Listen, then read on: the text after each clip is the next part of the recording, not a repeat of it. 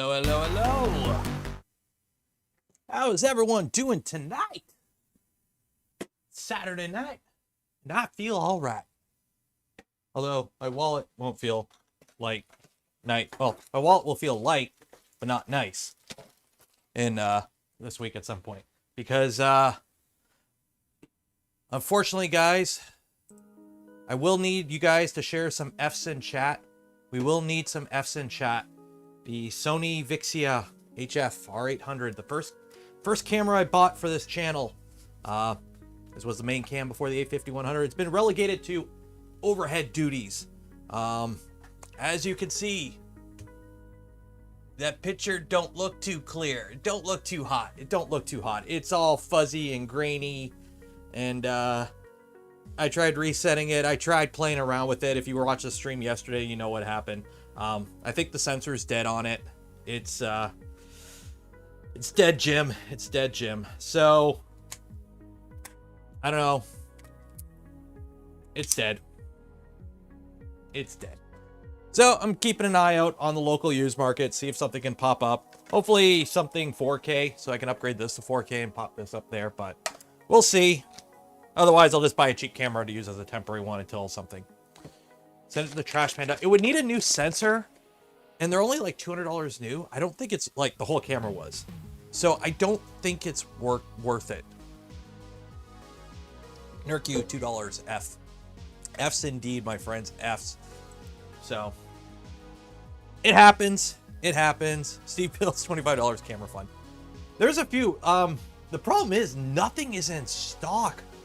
Like, holy hell, nothing is in stock for cameras. Because I have been wanting to upgrade to 4K because I only stream at 30 FPS and it's not gaming or anything. So I have kind of been keeping an eye out for a nice cheap 4K on the used market, but the used market in Windsor here sucks. So let me load up the manual. Where are we at?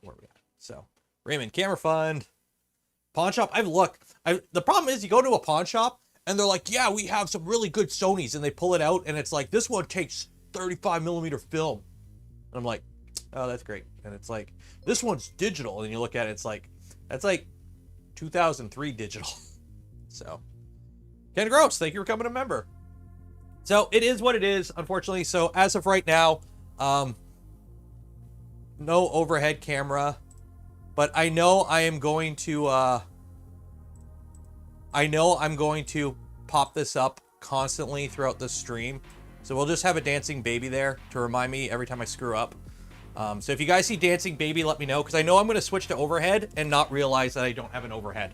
So Dancing Baby will be our reminder every time I goof up. So today, what's the plan today? So on Friday, we goofed around with the CNC. So today we're carrying on with the V0. So for those that don't know, this is a Lecktor.com. I guess you would call it a V0.1 Pro kit.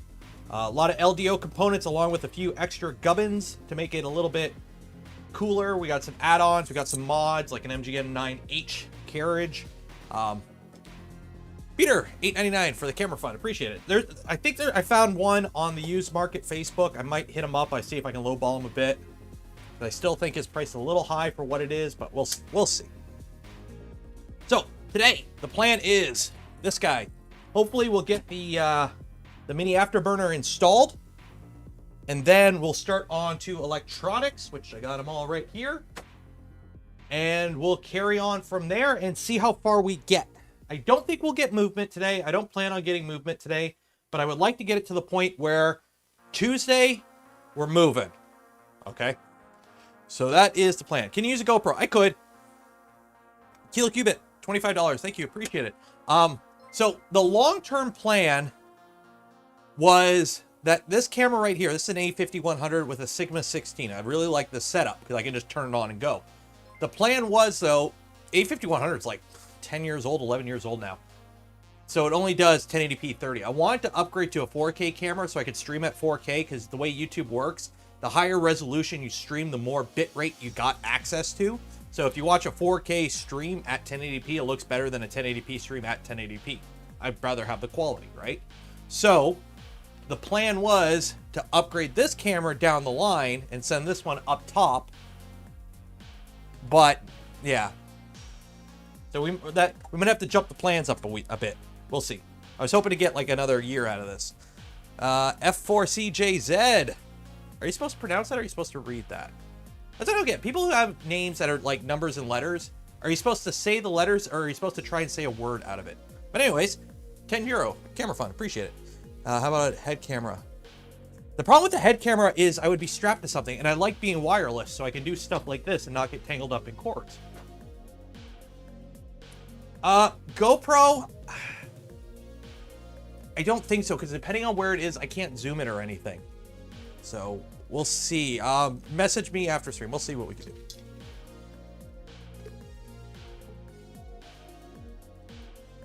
I don't know if I need to replace all my drivers at the same time if I go TMC. No, you can mix and match drivers, usually. Head camera with a phone running OBS Ninja. You know what? If I had a Zach Friedman style setup where I had the lens, where I could have chat showing on a monocle and a camera built in, that would be ballin'. And actually, okay, that's actually a really good idea. Maybe I'll message Zach, see if he's got any ideas, because that actually is a really cool idea now. To have a HUD with chat in it, so I can see you guys, so I don't have to look at the camera or look at the screen. But then I gotta look at the camera to talk, because otherwise it looks weird if I'm looking at the screen where you guys are and not the camera. And then have a camera in it. He basically has like a DIY Google Glass that's not horrible. So, anyways, what are we doing today? We're building a V0. Let me find where we were in the manual. GoPro. Yeah, GoPro is kind of finicky, if I'm not mistaken, for stream. There's something with it. Because the thing is, you can't use... And not all cameras are compatible with streaming, because you need a clean HDMI signal. So we still have mobile cam. We still got mobile cam. We still have the C920. But it's a C920, which is like bulletproof. So, where are we at? Print head, tool head, mini afterburner, whatever you want to call it. Did I think it's static shock? I doubt it, because I think we had it working after that. So, we did go ahead and prep some parts last week, I believe. Find these, there we go.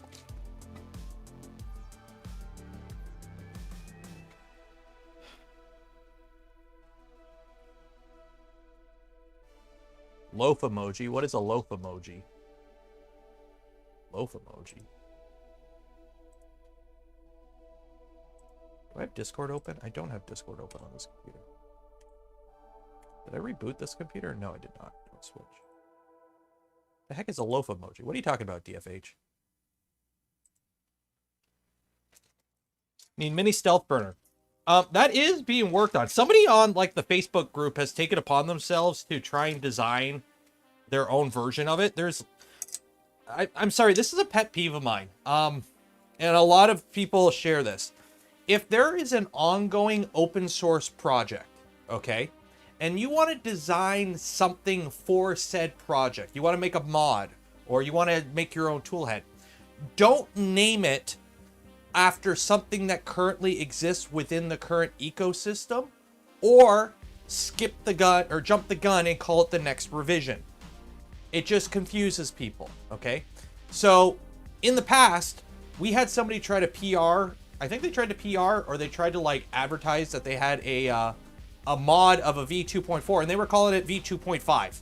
They're like, hey guys, here's my V2.5. And all it was a V2.4 with a few mods that they kind of just made up that never went anywhere, because I've never seen it since. But they called it a V2.5. Please don't do that. Unless you're part of the team, don't just pick the next number and call it that yourself, because that'll just confuse people.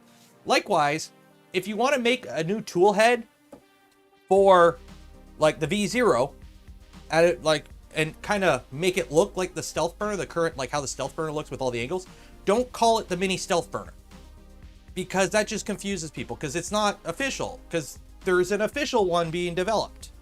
So now we've got 2 mini stealth burners, and the average person on Facebook, because let's be honest, it's Facebook, they're not going to know the difference. So please, you could call it whatever you want. Call it the lightning tool head, whatever. But don't call it something after something in the current ecosystem, because that just confuses people. Now, if you talk to the team and the team has, someone on the team says, hey, that's cool, we'll roll it in. Yeah, go ahead. But don't just grab the name and use it, because that just confuses people. So.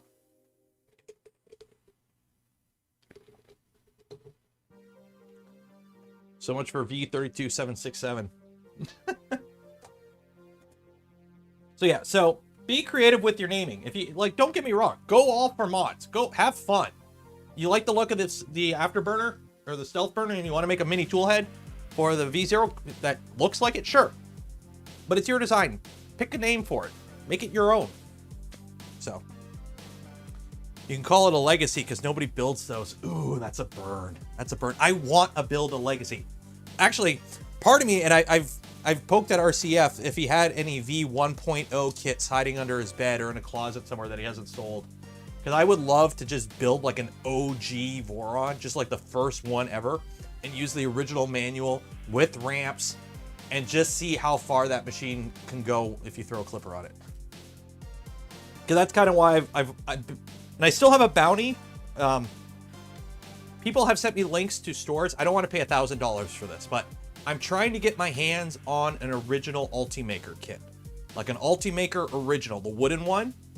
I'm trying to find an original Ultimaker kit because Ultimaker is like the first like mass-produced 3D printer for like consumers and hobbyists.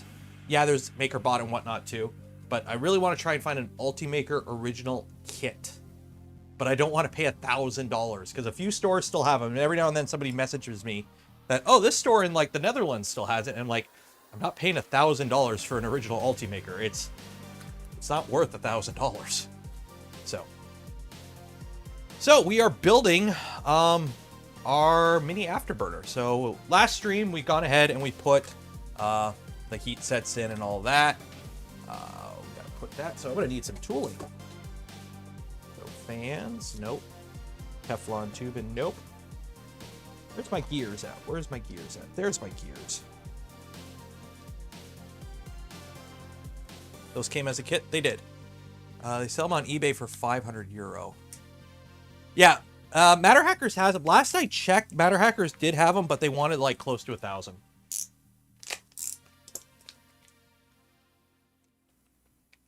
Like, I'm fine dropping, a few hundred on it because it'd be content for a bit, but close to 1,000 for a 10-plus-year-old, like, let's be honest, not a great printer in this day and age. Trying to watch while at work. Oh, I'm gonna tell the company. Rat you out to the man. Okay, so right now we're just doing some prep work. So we've already gone ahead and put the heat sets in, but now we're gonna put like idler assembly together. So scuff overhead cam, do your thing. So we need a little bit of grease here. Where is some grease? I need some grease. That is grease.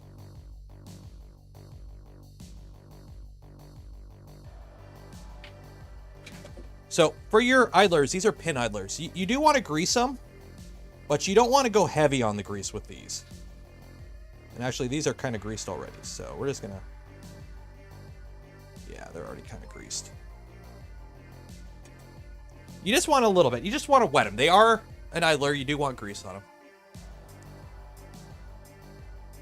That's why I say we need like an official one. There will be one eventually.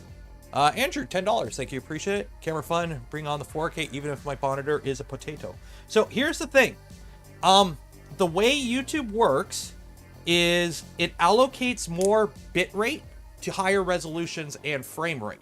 So if I upload my video at 4K, YouTube will compress it and crush it less than a video uploaded at 1080p. Okay, so even if you're watching the same video in 1080p, the one that was uploaded at 4K will look better at 1080p. So that's one of the reasons I splurged on an A6400 for my VOD content, for my standalone videos, because I want that 4K. So I render everything out at a H.265 4K master, So I'm uploading like a 5 gig file to YouTube for a 10-minute instructional video. But hooray for gigabit Ethernet. Put your V-Minion frame. Yeah, V-Minion, hopefully maybe Saturday or next Tuesday we'll start. Never knows best, $10. Thank you, appreciate it. 3 weeks ago, I thought I was hot stuff with my 4 highly modded Ender 3 Pros, and I found your channel. Now I'm looking at 2K for a few Voron kits. Keep up the good work. Appreciate it, man. Upscaled to 1080 to 4K. You can, but upscaling and then descaling, I don't think it works that way. I think I can output 4K. Let me try here. No, I don't want to bump to 4K because then all my, like, this stuff, the text and the chat, that's all scaled for 1080p. So I'll play around with it on another day. Is giveaway going to be tonight? No, this will be given away. So for those that don't know, this printer will be given away. I'm giving this printer away in the future. It will be going to, I will be doing a charity stream for the Sanjay Foundation. Once E3D gets that set up and I get all the details, which hopefully soon, I'm hoping this month, I will be doing a charity stream, and as part of that, this printer will be given away during that stream. Just sourced my V0.1 purple frame. Awesome. Okay, so we got that. So we need our shaft. Check the end of the shaft. If it's longer than 3 millimeters, shorten it to under 3 millimeters. Oop. What was that? Oh, set screw. Okay, don't lose this itty bitty set screw. I don't know if I need this set screw. Into the bag. So that has to be under 3 millimeters.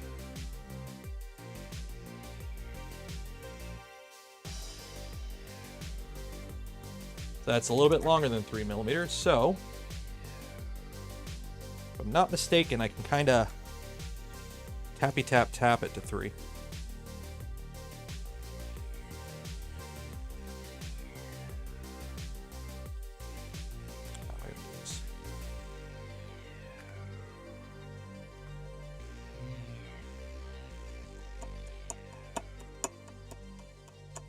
It's just pressed in there, if I'm not mistaken. I need the set screw. That's why I put the set screw in the bag. Don't worry, I didn't lose it. 3.25. Nope. How am I supposed to shift it? Because the problem is if it's too long, it'll hit the motor. See how V-Minion... Here's the thing. Most printers can print a lot faster than people think they can. Just push it. Trying to push it. Trying to push it, but it's at the limit. Let's try this. Let's try this. I've done this before. Go. So we're going to get a 20-tooth and a 20-tooth and a hammer. But yeah, when it comes to speed benchies, like, let's be honest, all 3D printers, for the most part, use NEMA 17s, and most speed benchy people are running Clipper. So, we all are using the same Lego. You can only really change it up so much. Hammer. There we go. There you go, 2.5. We're good. So we're all building stuff using the same base Lego, guys. You can only do so much with the same Lego. Yeah, some kinematics are faster. You know, Core XY is inherently fast. But a V-Minion's light, small.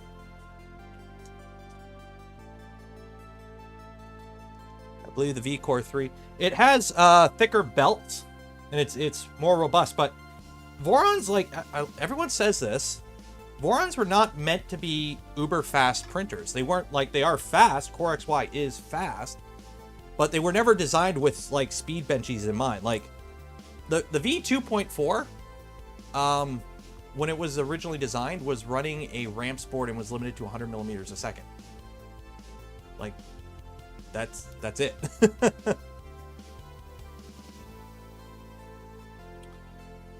My left headphone died. Why did my left headphone? Charge down. Camera dies. My left headphone keeps dying. So much fun. Okay, so we have that on there. Okay, so we just checked the fit for everything. That goes in there. That goes in there. So we got to put a PTFE tube. 7mm should stick out of the bottom, so that. I saw a piece of PTFE. There we go.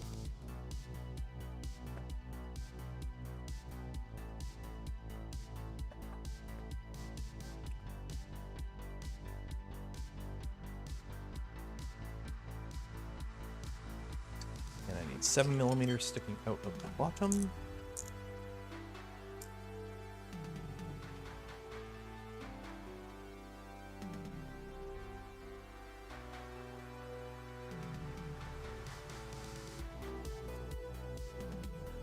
There we go. 5, 6, 7.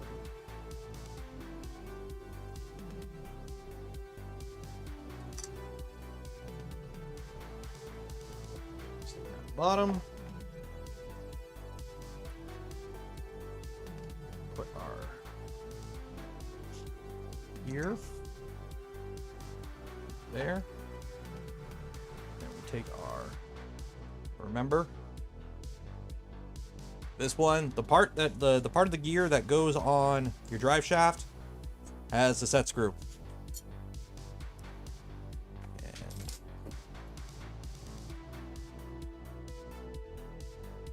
I don't know where my small Allen key went for it. Are you the right Allen key? Michael, $20, Dead Electronics Fund. Everything's dying on me. That was a joke. It's like, I'm going to try going full-time YouTube. I think I'm in a good position for that. Everything's going good. Everything's coming up Millhouse. And... well, and to top that off, I dropped the set screw. And then my electronics die, and then everything dies, and I'm like, poop. Then I got a backup set screw.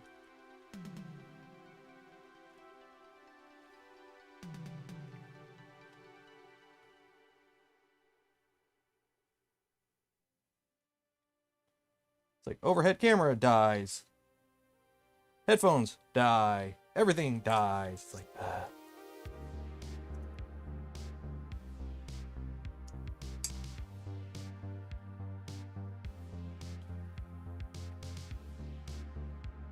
Murphy's Law. Or is it Murphy's Law? It's Murphy's Law, right? Oh, I gotta put this on.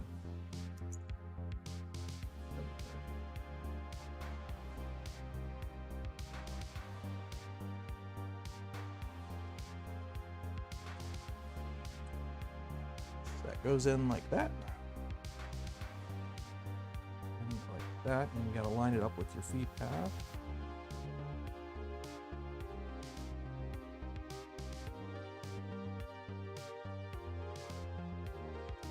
So check orientation. The gear is mounted upside how it's usually mounted in an extruder. Make sure that the grub screw has sufficient contact with the flat. I think you push it right up against it. So.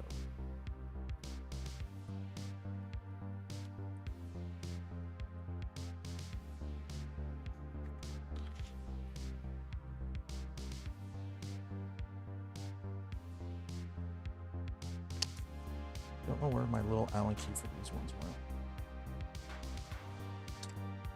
I hate itty bitty set screw Allen keys. They are the worst.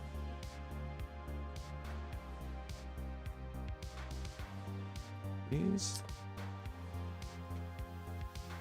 And yes, I know one came with the kit. I just don't know where it went.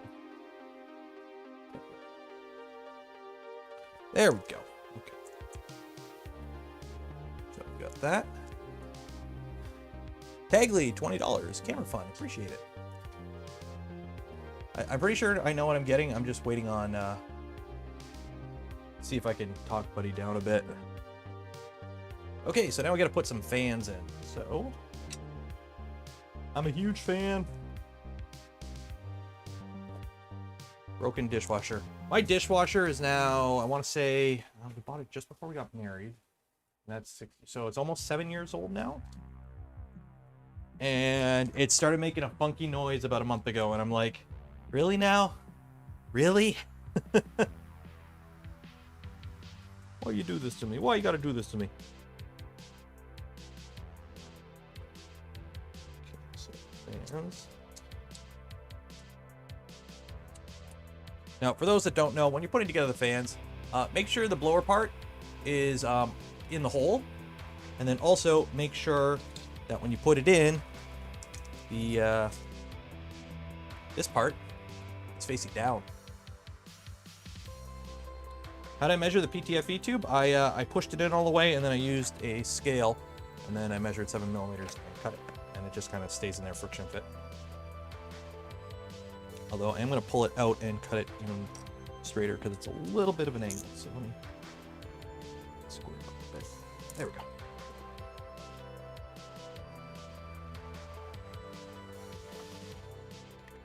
Okay, so we got the one fan in, and then we put that fan in.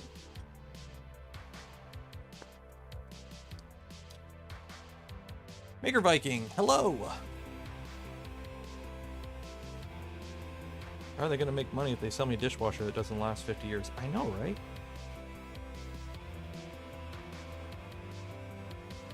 So we got our little ABD fan here, and this is a sun-on. I believe the fan comes out that side. So axial fan, airflow, oriented fan in such a way that the air is pushed into the cowling. You'll find a small arrows on the fan indicating the flow direction.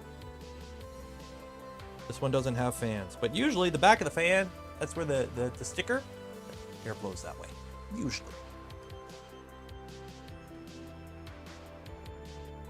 Insert at an angle.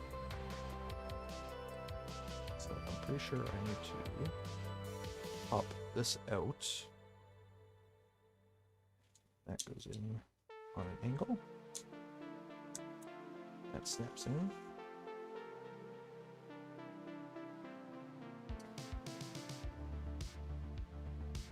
Actually, no. Wait, I think I goofed. I'm pretty sure. I go at the bottom.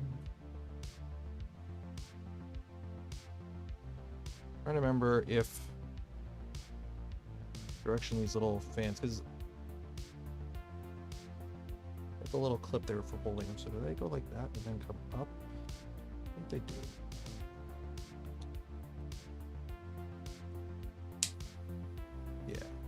Yeah, then they come up like that, yeah.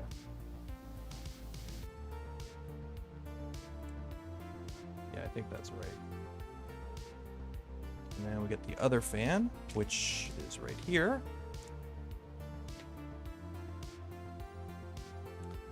Yeah, because wiring path, yeah, so right there. So you see, it may not seem right, but you need, like, you know, on the fans, they got the little clip that holds the wires. Comes out and then up and out. So there you go.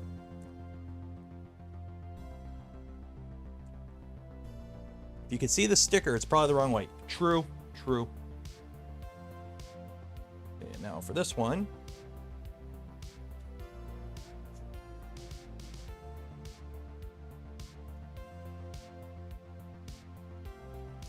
Pretty much the same thing.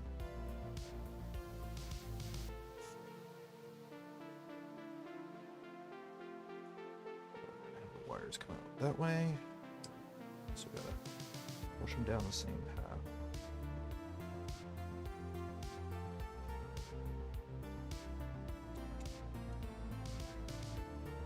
Go. That thing there.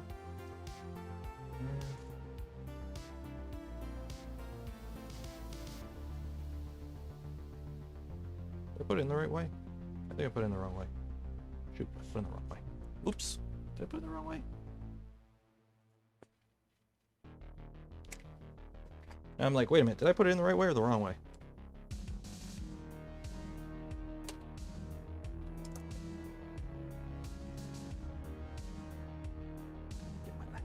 That is not in right. Yep, I thought so.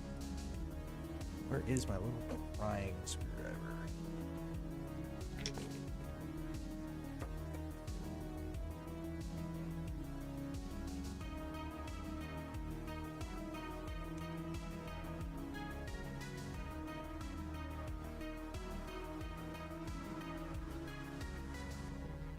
Yep, I put it in wrong way. It's okay, it happens. Easy to fix. There we go. Yeah, it's got a wrap around.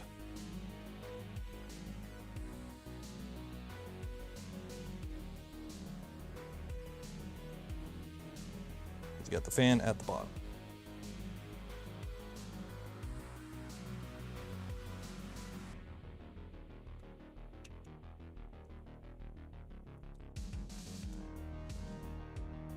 There we go. Lined up.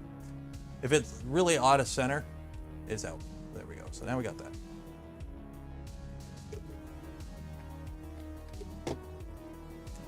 So we have the fans in. Hopefully everything works and we didn't pinch any wires. I've had that happen, unfortunately, but I do have spares, so we're good there. So we put the blower fan in, wiring path, all comes up. Now we need to put our dragon. Where is my dragon? Dragon. Dragon. Did I put the dragon?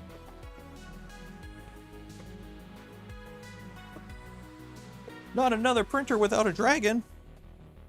In that box? No. I did have it.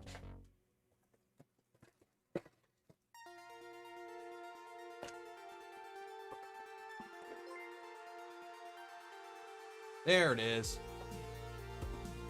Don't worry, this isn't a FiSec kit. Comes with the dragon. Ben DH, thank you for becoming a member. Watched NASCAR for the first time this year, or watched Nero 3D, Nero 1. Aw. Appreciate it. I don't think I've ever watched a full NASCAR race in my life. So, this is getting a Dragon High Flow. Revo Voron. I don't have a Revo Voron. Well, okay, I have several, but I need more heater parts because right now I've got two Vorons, or two Revos, and they're both installed, but they're using the stock mounts. So I'm waiting for the ability to buy heater cores so that I could turn my two Revo Voron heat sinks into fully functional ones.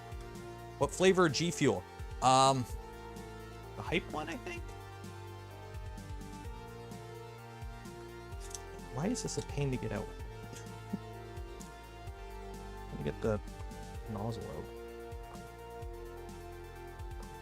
Oh, not screw up the threads. There we go. Okay, so high flow dragon. Put our nozzle in, and this is a plated copper 0.4 millimeter nozzle.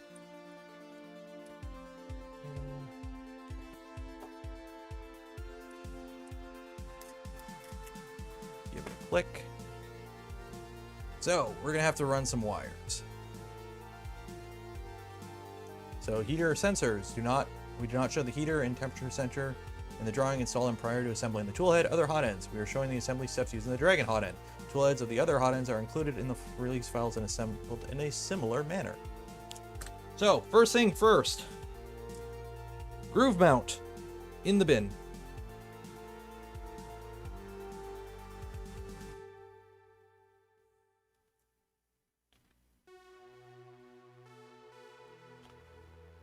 So it's I think it's two screws to remove the groove mount. Yeah, it's two screws.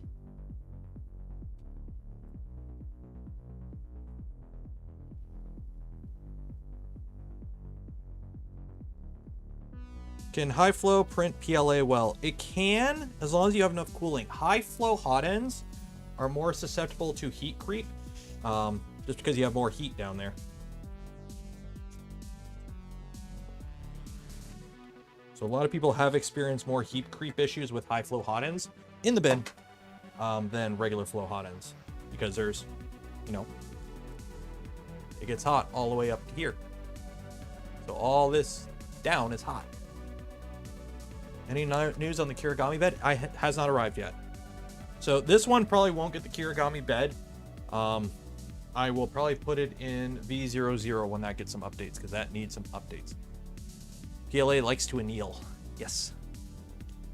I need some heater cartridges. Heater cartridges and thermistor.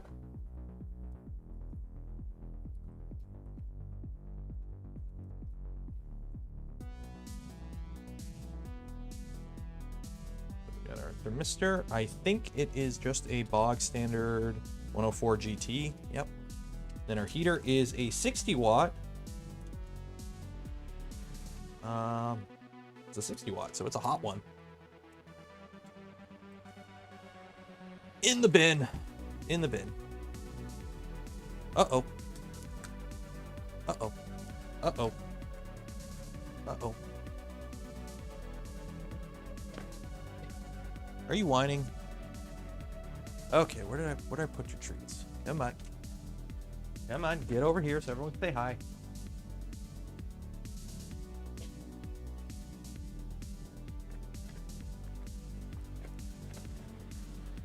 Okay. Hey, paw. Good boy. Stay. Stay.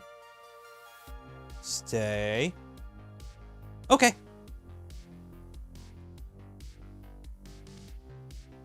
Okay, you can take it. You like these. You take these all the time. Take it. There. Now go drool in the hallway.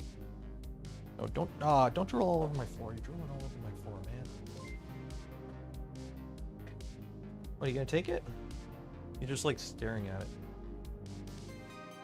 Okay. You're drooling everywhere. Okay. Oh. Oh, I gotta clean up your mess. There you go. I need to get a wet floor sign every time he comes in here now. Duff $6.99, doggo.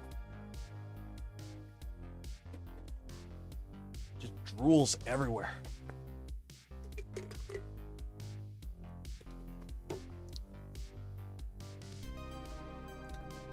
Will there ever be a Delta Voron? Not really. Nobody on the team's really... Well, let's be honest. Timmett one day may actually finish his design, but it's like just Timmett's thing he's working on his own. The problem with Deltas is you don't really gain much with a Delta nowadays. Core XY is a plenty fast enough motion system that, you know, Delta used to be, if you wanted to go fast, you built a Delta. Well, now with, you know, Core XY and, what's it, Crow XY, the cross gantry one, you can go plenty fast without needing a Delta. You also have square build platform. Delta circular build platform has issues. Deltas are inherently not accurate. One step equals X amount of movement on a Core XY and a Cartesian style printer.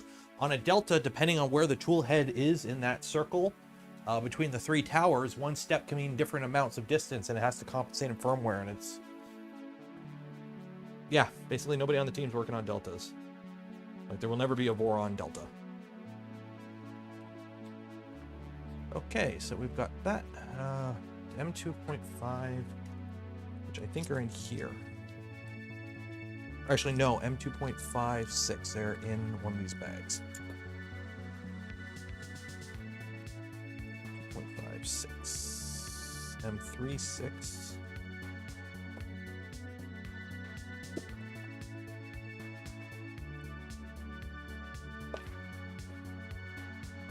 Motor. Put the motor over there. Put some wires. Put the wires over there. M2.56. M26.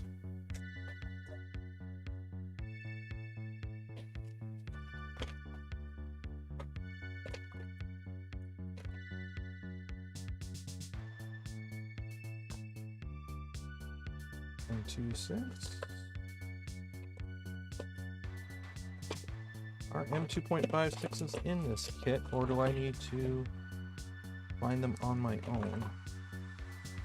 Okay, I don't have M2.56, so I guess we are using... No, because they're button head. Oh, wait. Yeah, they're button head. I don't have M2.56 button heads. 2,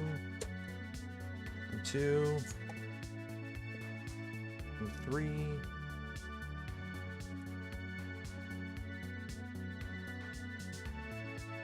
What about Core XY? Is there interest in the dev team?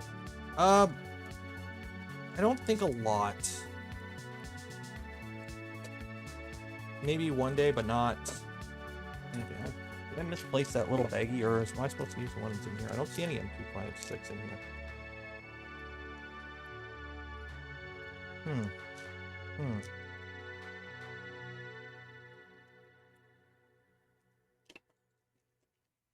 So I'm just gonna chalk it up to me misplacing it, I think. I think I have M2.5s in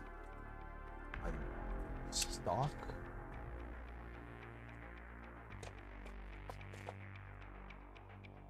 M2.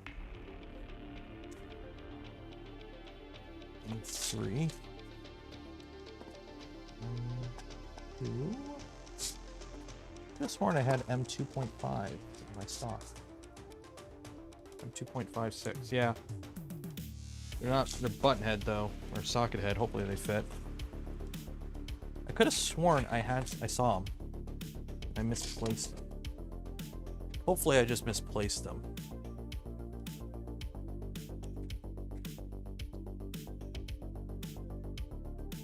Okay, so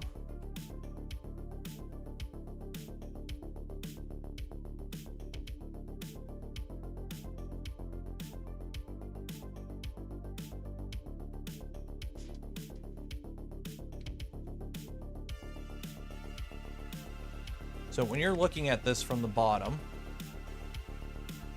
the screw should be at the back, so actually I went the other way. Or the screw should be at the front. Or the back, yeah, the back. That goes in like that.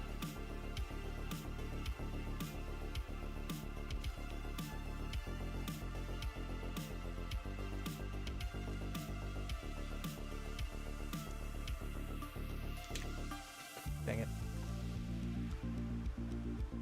Dancing baby. Yeah, M2.5 button heads fit. Just fine. Think of LDO, where's Jason? I don't know where Jason is.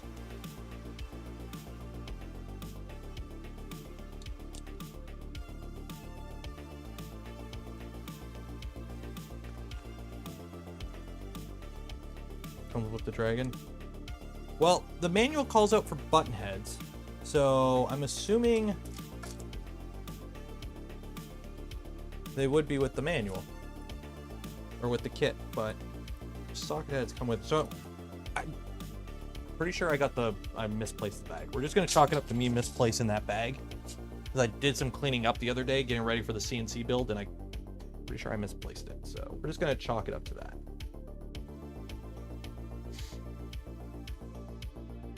So now we've got this made up.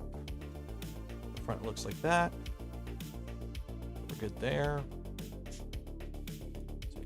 Manual. M85 bearing goes in the middle there.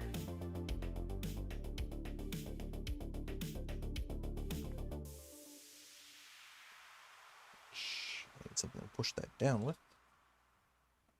Then it can work.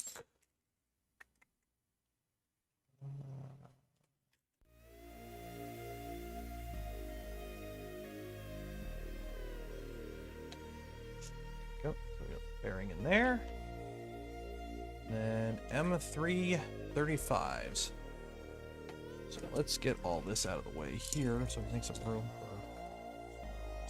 for 35s. Our hot end accessories, look in the box. Well, I've already grabbed some, so I'm assuming the thing is, if you look, all the ones that come with the screw with the kit, like the hot end, are socket heads, and it calls for button heads right here in the manual. So I was just seeing if the manual, like if the kit came with them. I think it did. I could have sworn I saw some, but I must have misplaced it. Do I know the dancing baby animation is 26 years old? I remember seeing toys of the dancing baby in like Sears when I was a kid, so yes. I do remember that. Okay, so now we're putting this together. So that one goes on there.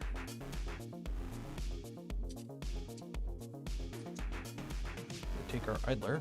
Ooh, I got two different colors. Do we want to go with a black idler or a green idler?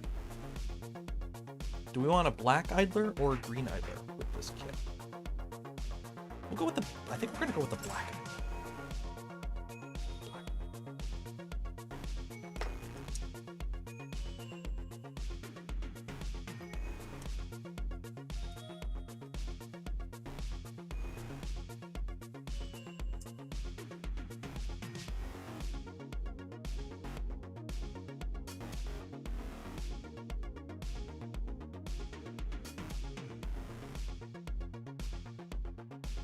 Looks like my hot end's backwards. No, it's not.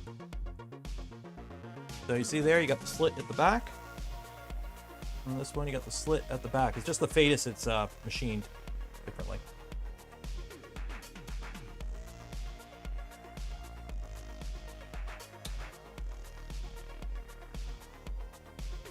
And you know what? I'm gonna have to drill that out. This piece, you pretty much always have to drill out.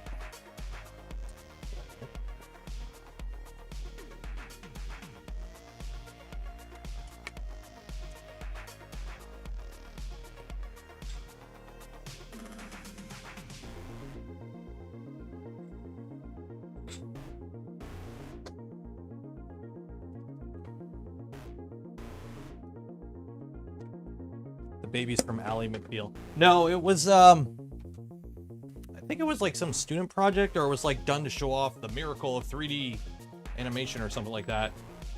And I think it just being on the show was just kind of like, it was a meme at the time, before memes were a thing.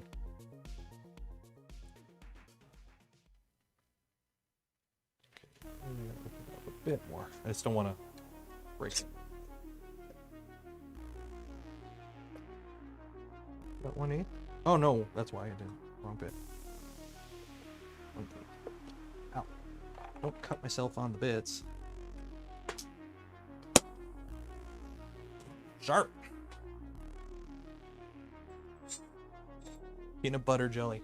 So, how did it go? The guy who created Peanut Butter Jelly Time, the singer for it, or the guy who created it, was Snoop Dogg's brother-in-law, and ended up like dying from suicide by cop or something like that. Like, look it up. It's like, you go like, what?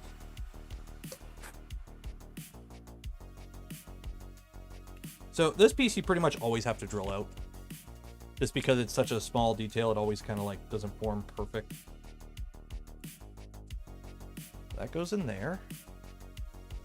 Take our latch arm. Goes there. Okay.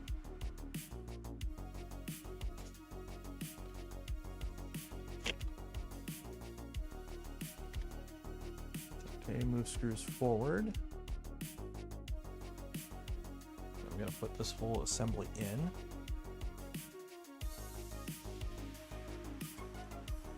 Depressing Saturday brought to you by Nero.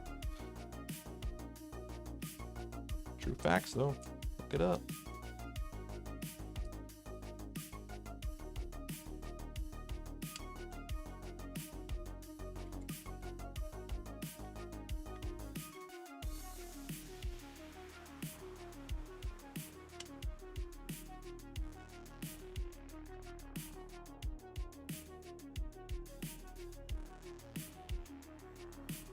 Go. Oops, sorry. Remind me when I don't have it on the right camera.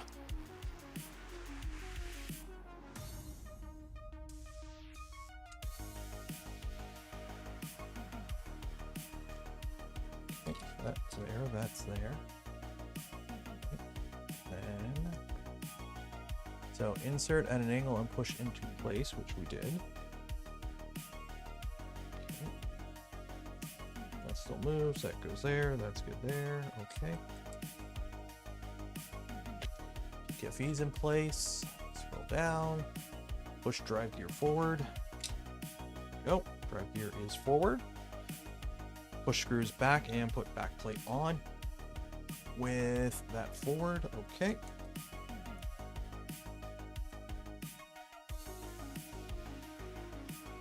Need heater wires to come out at right angles. Go back. Heater wires coming out on right angle. Go back. After the stream, obviously. Go watch my interview with Sanjay. We spend a whole section, well, he spends a whole section, I was just listening for the most part, where he talked about how heaters are made, how 3D printer heaters are made. They are not made well, okay? They are not like, it's old ladies in a room tamping down, you know, powders by hand. It's a pretty archaic process. Okay, so that goes on top now. So make sure that's in position. Oop. Some M330s.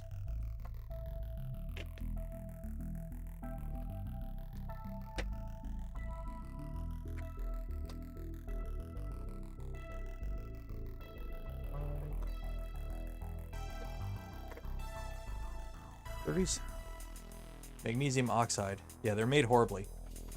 They seem to work because all they are giant resistors. All you do is take some, what is it, nickel chromium or NiCad wire, and wrap it up in a spool, and then put it in a metal tube with a bunch of, what is it, magnesium oxide powder or whatever, and then you run current through it, and it just overheats, and it just doesn't burn.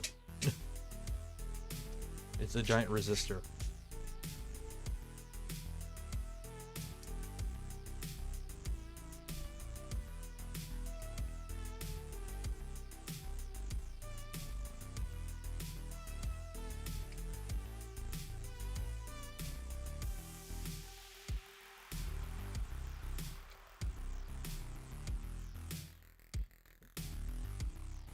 I don't, oh, shoot.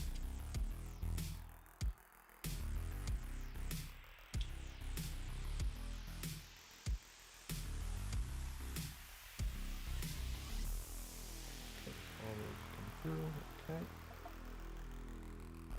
Screws up top are done. We put our thumb screw on, which is here. Thought they were made by automation. Nope. Old ladies in China are cheaper.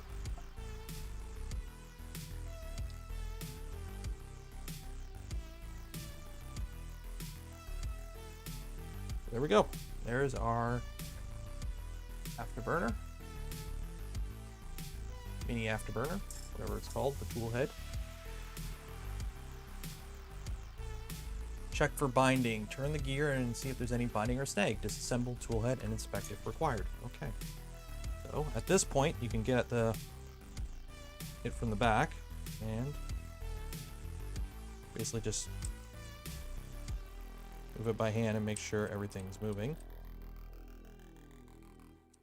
Everything seems to be okay.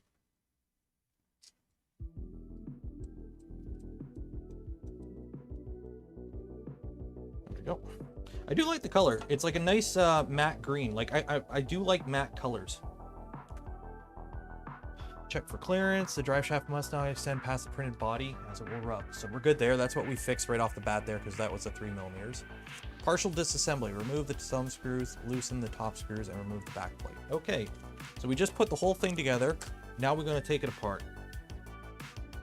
Remove the thumb screw in the box. And remove the top screws and remove the plate. And then hopefully put this somewhere and not drop it. Teal green, yeah. James Miller, 50, new camera fun. Appreciate it. You guys are awesome. So it is actually, it's an A6300, which is, oh shoot, where'd that go? That's what I'm hoping I could snag off Marketplace right now for a decent price.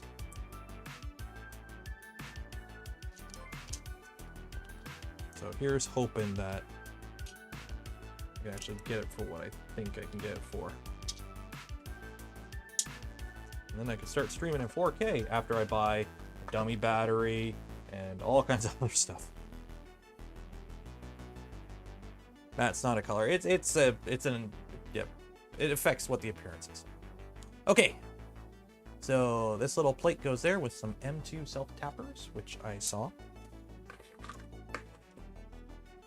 A 1.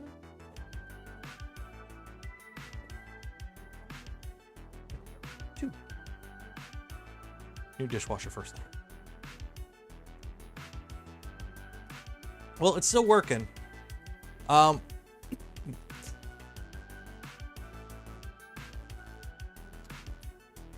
to talk and swallow at the same time. The giveaway will be Canada, US, and EU. So sorry for those living in those not places. So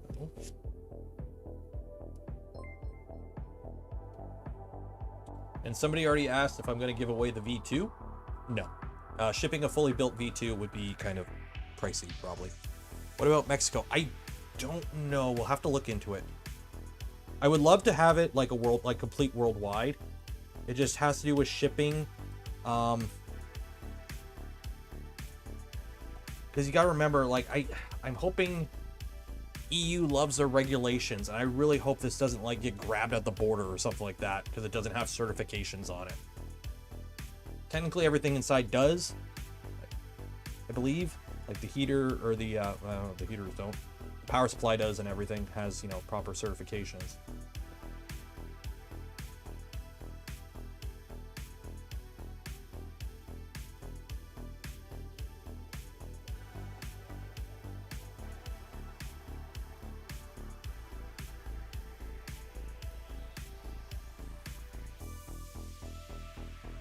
I just don't want whoever wins this to not be able to get it. Running out of space, I know.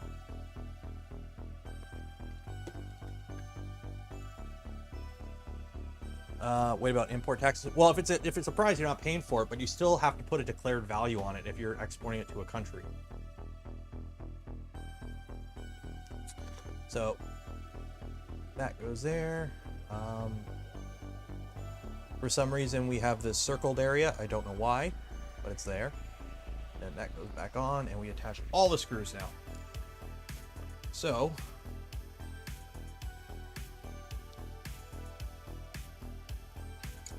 I'm gonna have to cut these flush now. Well, not quite flush, but pretty flush.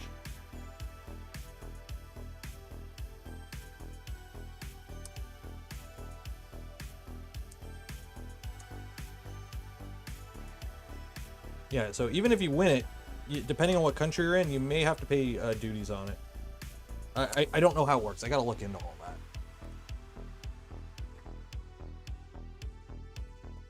Because you still have to put a declared value on it, I believe. Just remove the plug outlet and mail it separate.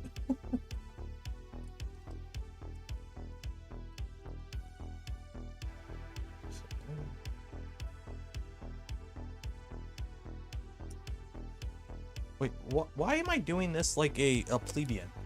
Why have I been doing everything like a Neanderthal?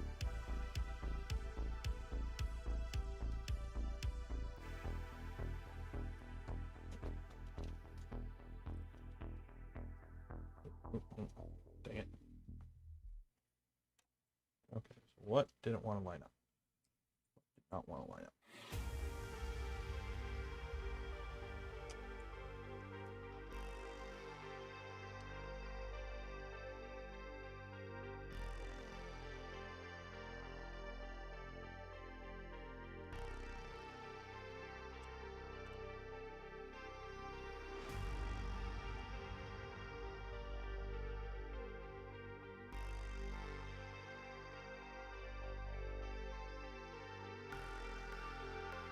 I really hope I didn't pinch something there.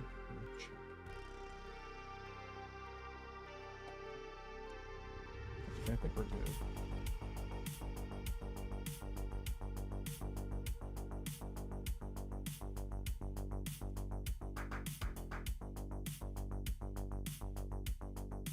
In terms of like my favorite ABS right now, Sparta 3D is really nice if you can get it. They do ship from Canada to the US. Pretty sure the shipping's actually pretty reasonable if I'm not mistaken, but I do like that stuff. That's what pretty much everything I've been printing in ABS has been printed with, is Sparta 3D ABS.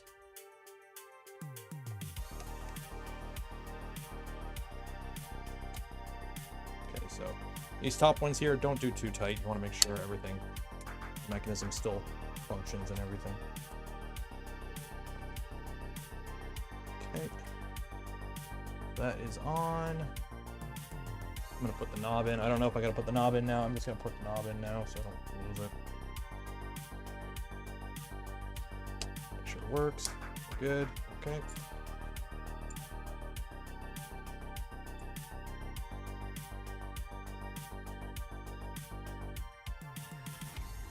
Realizing I should have put the power up the other side, but too late now. Yeah, I should have put power up the other side. Right, okay, so come on down, power. Let's see.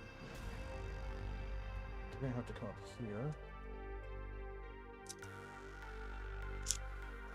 I'm just trying to figure out wire routing right now. Yeah, no, doesn't matter which side I bring it up. I'll make it work. I'll make it work.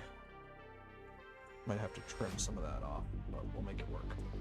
We'll make it work. Okay, so what are we doing now? We're putting the motor on. Stepper motor. Wires coming out the top.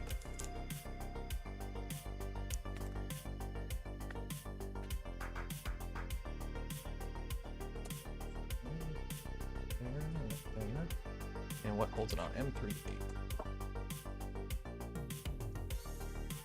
Which I've got a whole bin of them somewhere.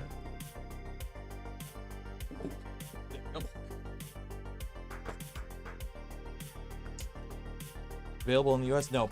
Sparta 3D ships. You can ship it from Canada to the US.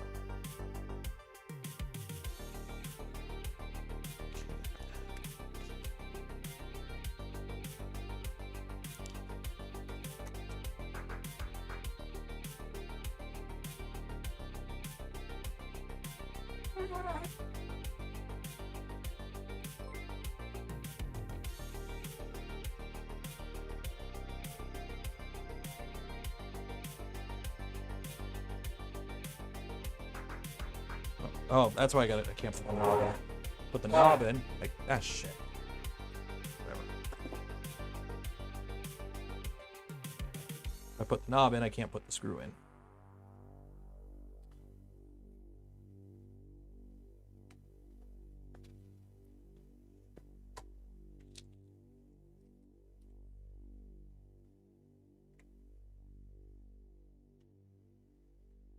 Baby alert. Yeah, it's I think DFH wanted that up for some reason at some point.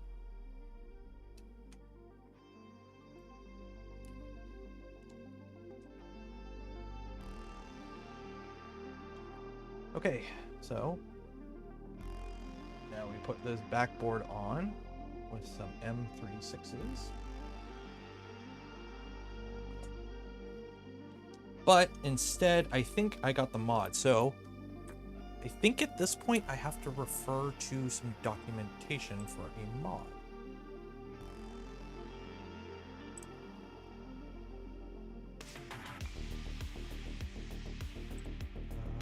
So let me see if I can find the documentation for the mod. I have that many messages already. Jeez.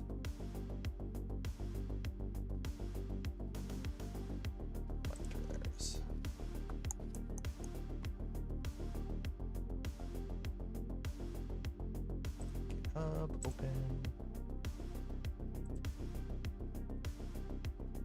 Okay, toolhead PCB cover.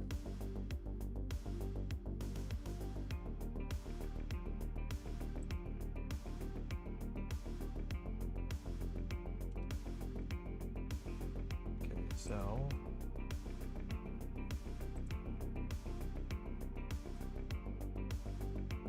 you got a bunch of stuff here. I think that's what we're running. That looks about right. No, that doesn't. Nope. Yeah, that looks right there. So that goes like that, I think. And then PCB.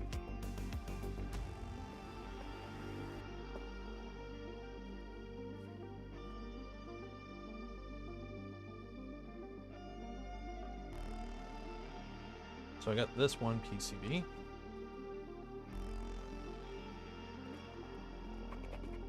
And then I think I got another one. Could be another one.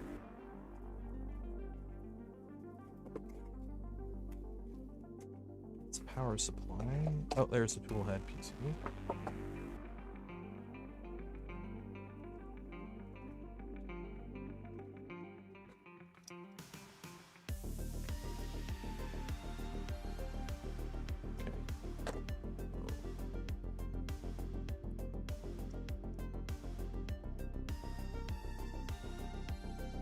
So that goes like that.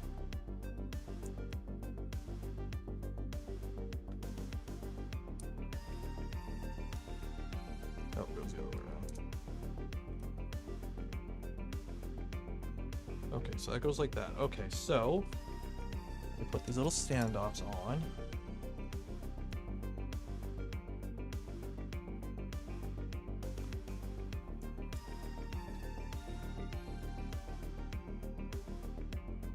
Not having an overhead camera sucks right now. And M3.8s probably go there, there.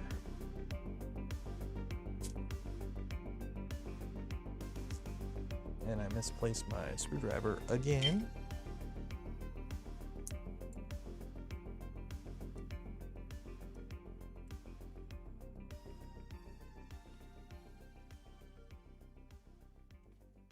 So now we have a PCB on the tool head. Okay. I think there's a cover for it. One of these. I don't know if there is a cover. I didn't see a printed cover for it.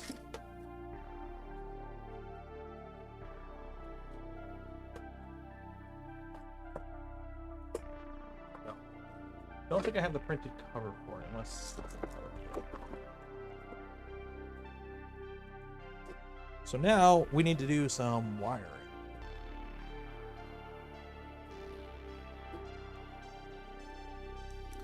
Okay.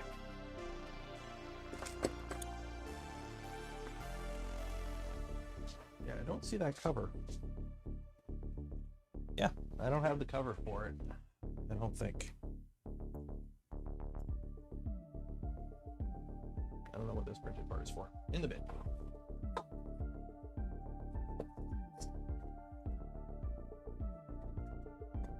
Yep, I don't see a printed cover for it. Last over here. No. Okay. Now we gotta wire this up.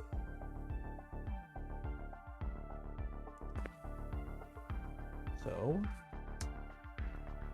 that is Hotend fan. So part fan heater. Part fan is okay. So first I gotta get these wires up and out of the way. Okay, so those wires go there. That's easy. I really wish I had an overhead cam right now. I'm really sorry about this, guys. Don't be banning people. Everyone behave in chat. We don't have to be going there and banning folk yet. We can all get along. Or you get banned.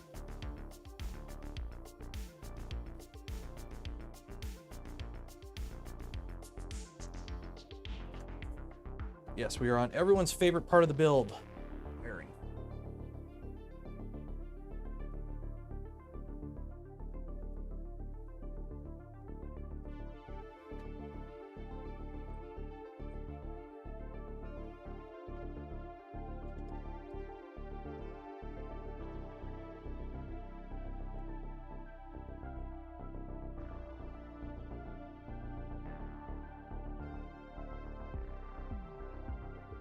I did order new tweezers, but I do have new tweezers on the way.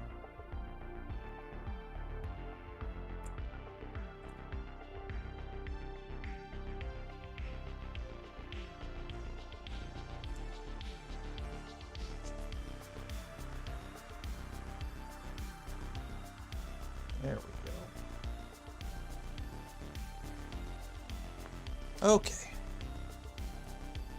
So on this side we have that.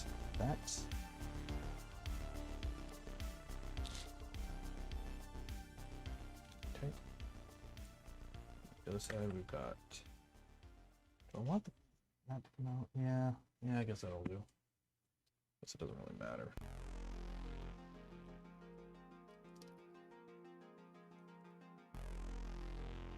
So when you're wiring this up, you have to be very careful that none of your wires are pushing the belts into the extrusion, okay? So where that really comes into play is this, where your big chonky heater wires are, because they're big and they're chonky.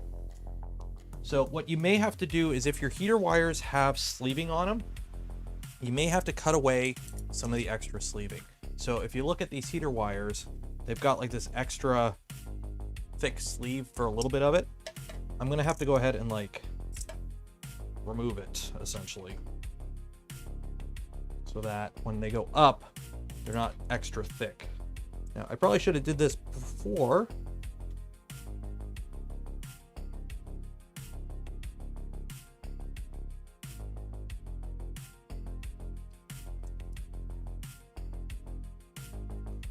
Actually, what I can do, yeah, just do that. I can slide it down.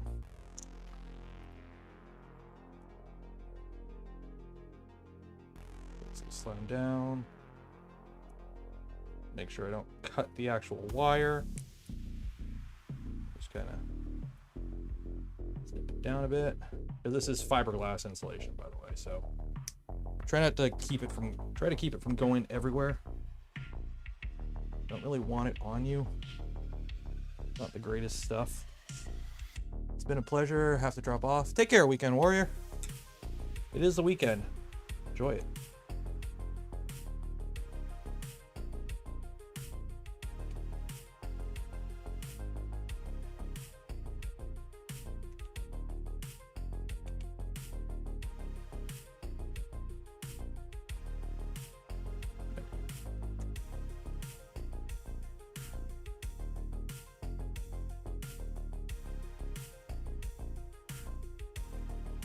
Practically FEP is much easier and cheaper to source than actual PTFE.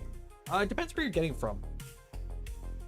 Like, a while ago I bought a bunch of PTFE off AliExpress that was relatively good price.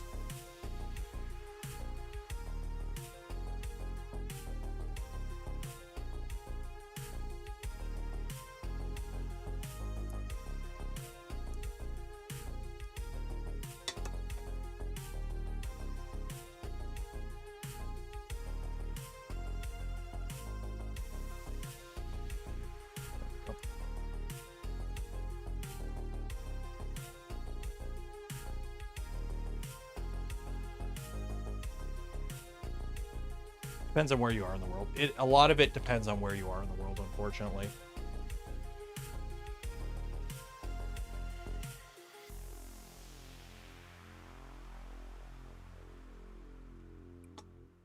Just doggo cam. Doggo cam upwards.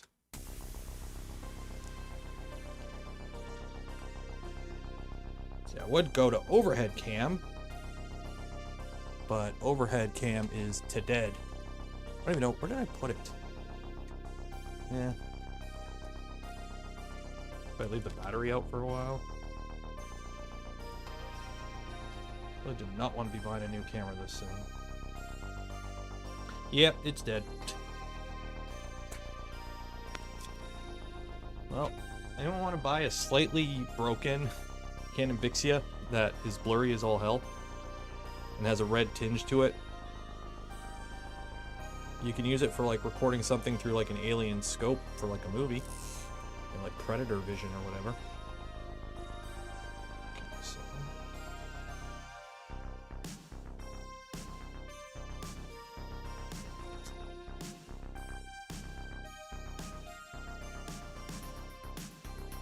so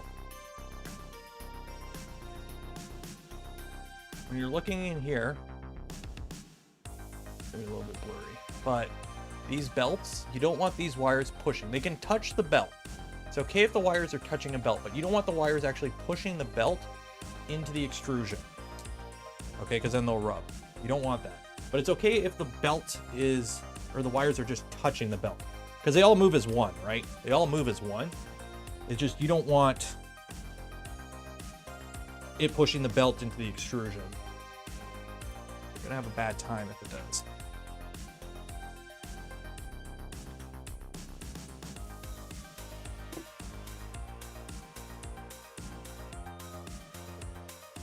Yeah, the stock one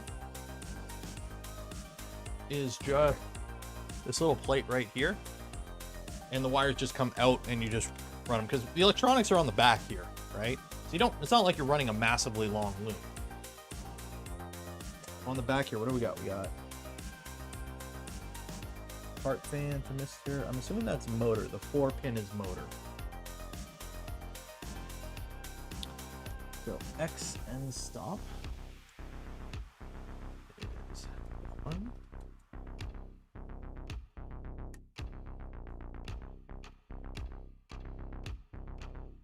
Okay. We got 2 part fans, so that's good. So part fan here can go click.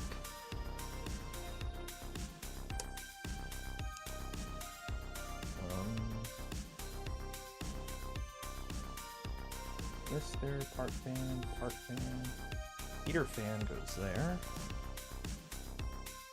Which is just long enough.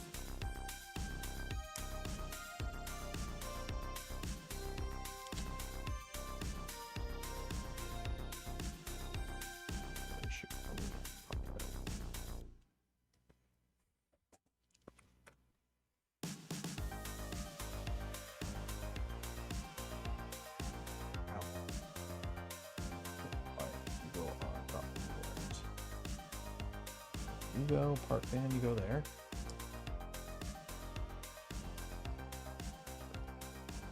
There.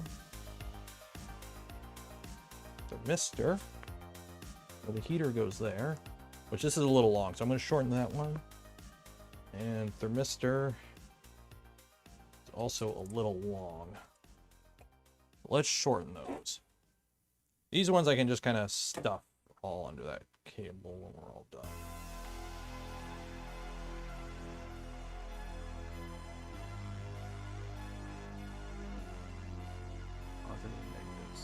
Oh, they even got positive and negative labeled on there. That's good. That's good. I like to see that.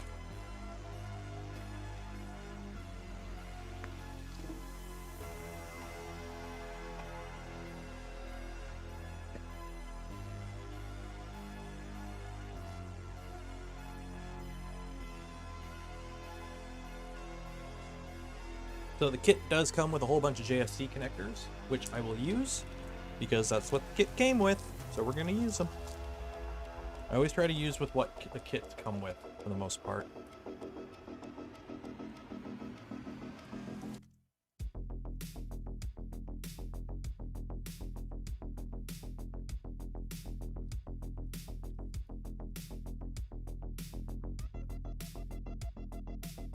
That could be cut there.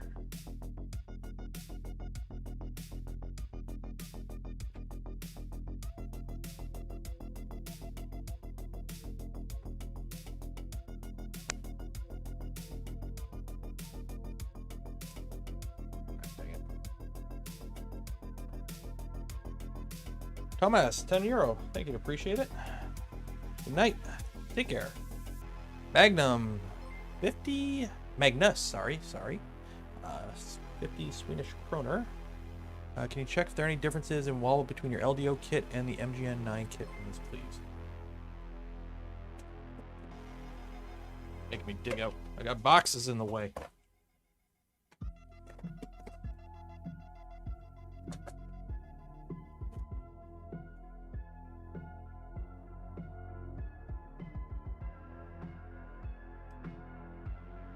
Honestly, they feel about the same.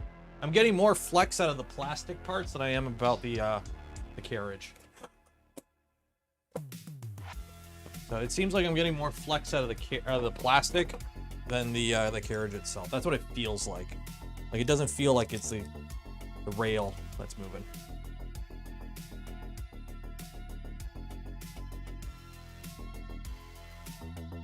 taste what?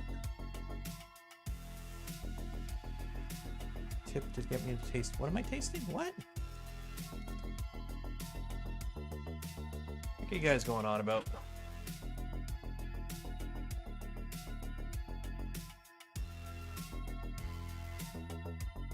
The dog treats? I am not tasting dog treats. Sorry, but ain't one of those, ain't that kind of streamer. This ain't Twitch.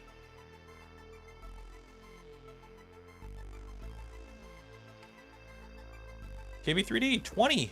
Thank you, appreciate it. What are these anyways? Blueberry and peanut butter. They honestly probably wouldn't taste that bad. Let's be honest, most like of the healthy dog foods, it's rolled oats, honey, palm oil, whey, vanilla, rice flour, blueberry, peanut butter, and smoke flavor. Like, there's literally nothing in these that are... If I were to say, hey, you want some of these peanut butter blueberry bites, and I read you the ingredients, you would eat one of these.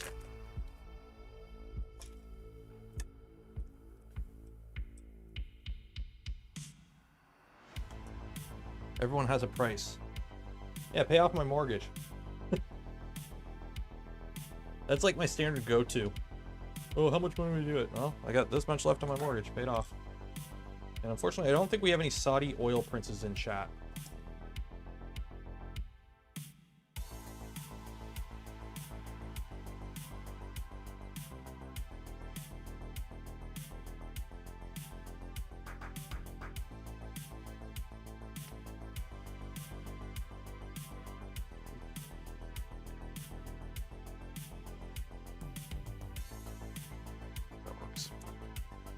Okay, so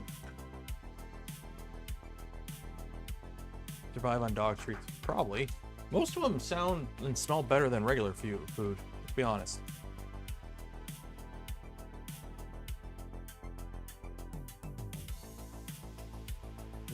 Actually, I will say I'm lucky. My mortgage isn't that high, but it's still enough that for somebody to just frivolously throw that much money at some random guy on the internet to pay it off, you'd have to be a Saudi oil prince. That's kind of the joke.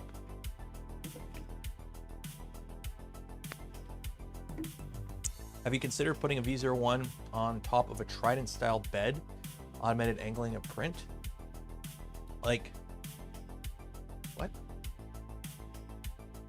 Like, there is the salad fork?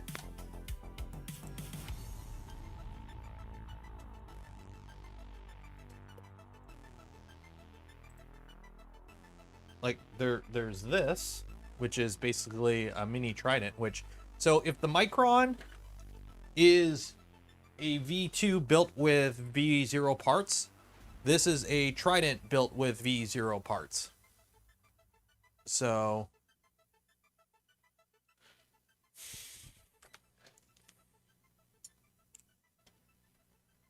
$50 would be enough to put a good tent in it, put it that way. But I'm not going to go into my personal financial situation with you guys.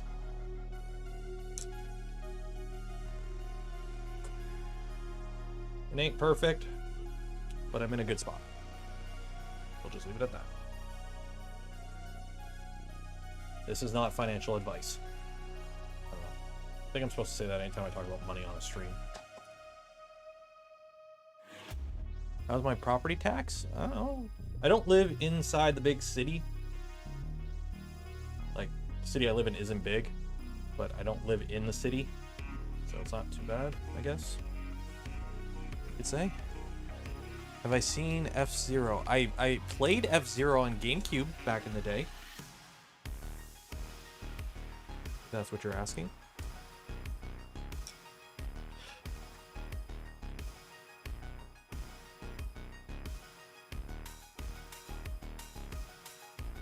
Take a V0 and put it on top of a Trident bed.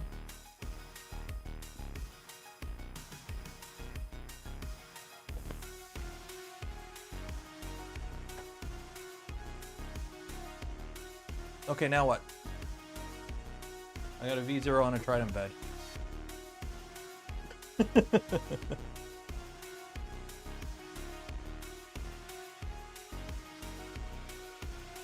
Troy J, 15, appreciate it. If you ask nicely enough, Doggo might use this for the camera. Do I like analog horror films? I've never actually been a huge fan of horror films. I don't know if it's because I find most of them very boring. Like gore doesn't really do it for me in a movie. I don't find it interesting. I just find it boring. Same with like movies with like jump scares. Jeepers Creepers was good. I did remember liking Jeepers Creepers back in the day.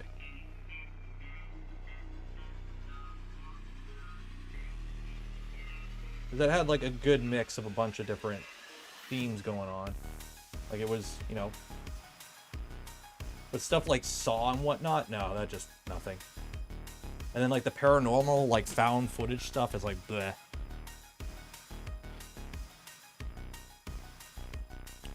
Oh, talking about printing overhangs. I don't think that would affect it. I've printed upside down. We did it on a stream once. I don't remember which stream it was, but we literally printed something up right side up and then flipped the printer over and printed it upside down, and it looked pretty much the same. Like, you only get an advantage of being able to tilt if you're doing what's it called, where you could tilt the tool head. Because if you could tilt the tool head, then yeah, you start getting advantages. But just having the printer.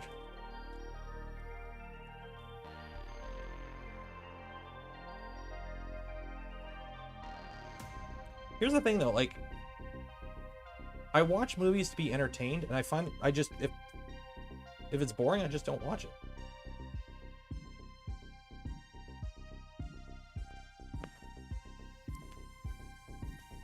Like if it's an hour and a half long, 2 hours long, and it's just, you know, horror to be scary, it's like, oh, if I'm not entertained, I'm not going to spend the time to watch it. Okay, those are both locked in, and I think that's the heater. Yep.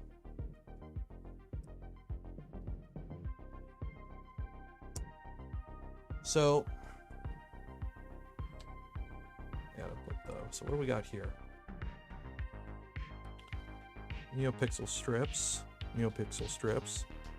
motor, chamber thermistor. I don't have a chamber thermistor. Is there a chamber thermistor on that board? No. I'm just gonna ignore that.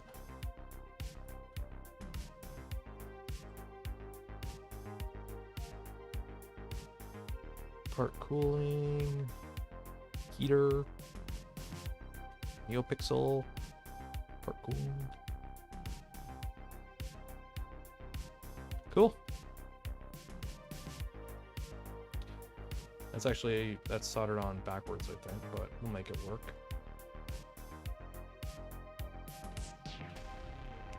Does that go on that way or that way? I don't know which way this goes on. I gotta find it. Okay, now I gotta add the motors to this. So.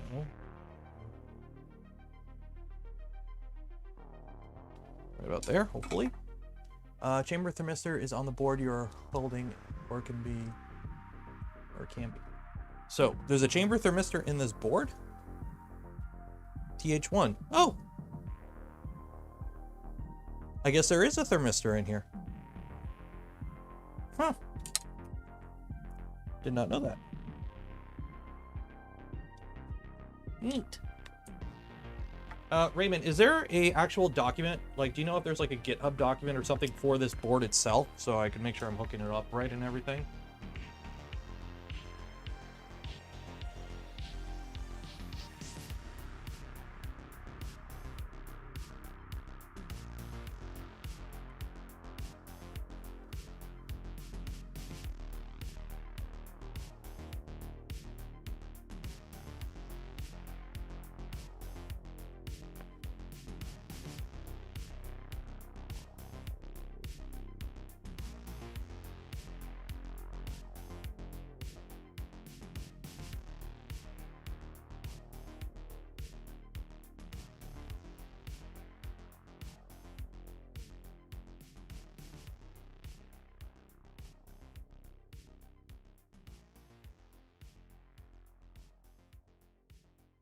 Okay.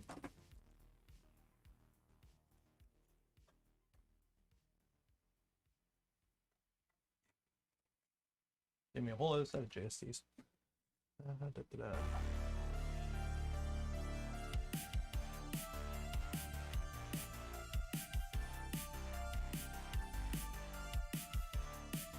For those.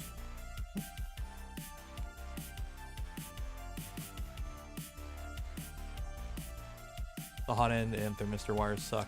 Yeah, try and get ones that don't have the fiberglass insulation. Let's change the music up. Let's get some slightly different music.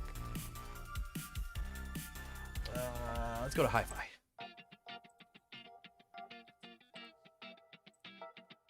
Hopefully my other headphones charged.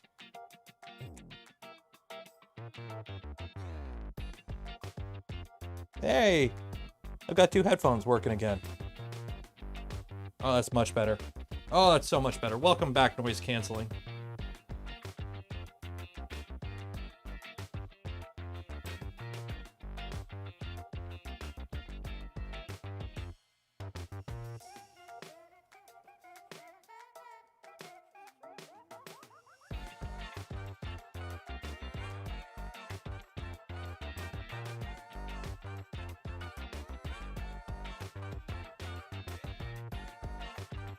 Kuka arm. That's what it's funny. Whenever you see a lot of like, oh, we have this, metal 3D printer, and you look at it and it's just, a MIG welder strapped to a Kuka arm. You're like, yep. It's like when you see the oh, we have a home 3D printer, and it's just a concrete boom arm that you see, pouring foundations. And they just have instead of some guy running it, they have a computer running it.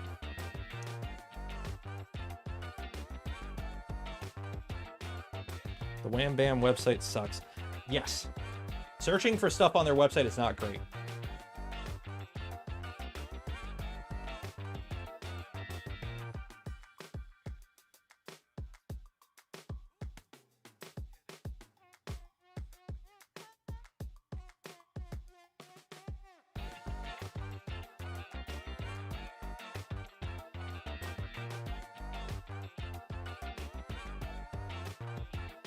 Everything, yeah, anytime it's a 3D printer, it's just a glorified hot glue gun with a brain. That's all they are.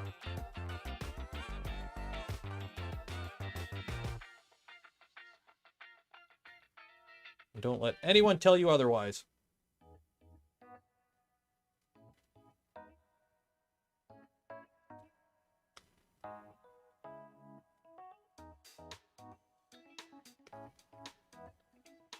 Okay. So, trick. Little tip of the day for you.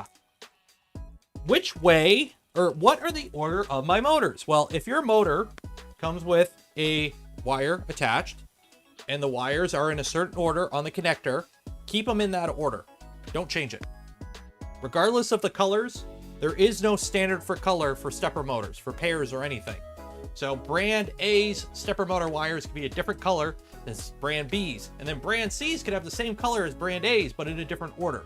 So never trust the colors. Just, if they have a connector on it, keep them in the same order and don't change it. So if you cut the wire off, if you cut the wire short, just keep the connector somewhere and just copy it. Same orientation and everything. It just makes it easier.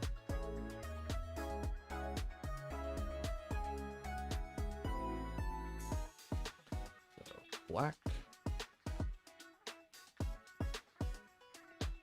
Green.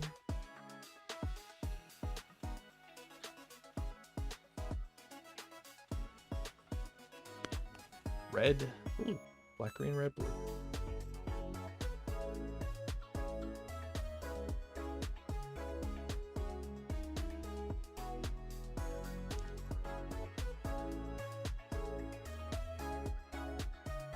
Okay, so we got our tool head board all wired up. So now I got to put this guy in. How does this connect?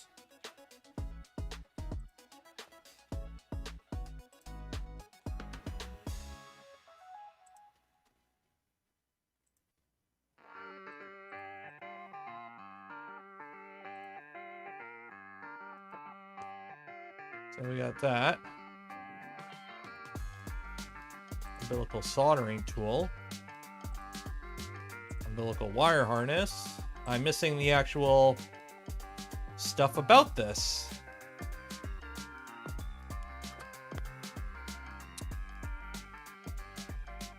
Oh, aviation wiring. Yeah, screw that.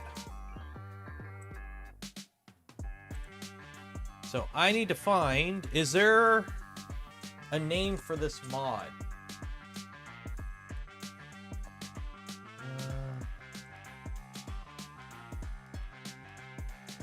Is there a name for this mod?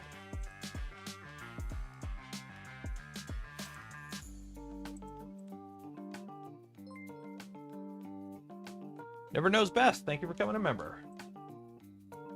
Sanoral.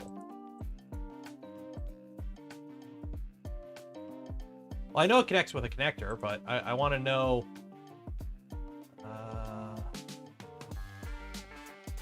the docks for it to make sure I'm mounting it right and connecting everything correctly and doing it all right.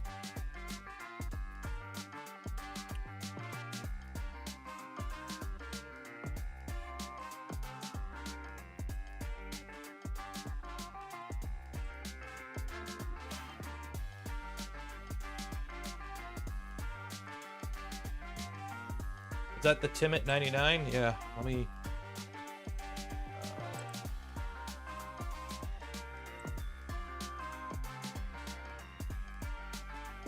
Is it Timmit's board? Yeah, it's Timmit's board. So, community, GitHub, mods, repositories.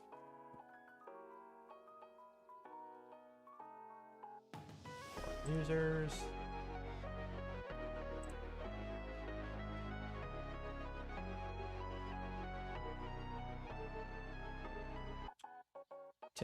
Timmit.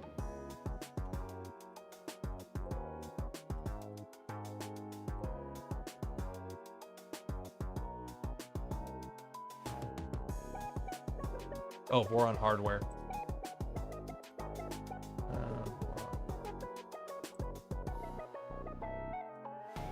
V0 umbilical. There we go.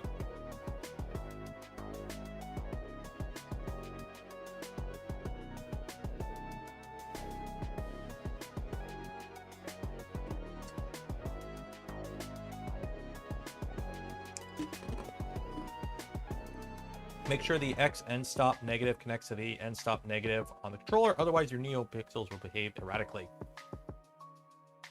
There we go.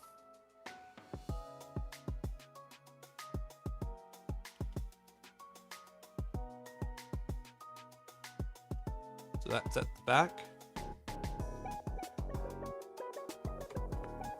What holds this in place? Oh, I got some screws under there.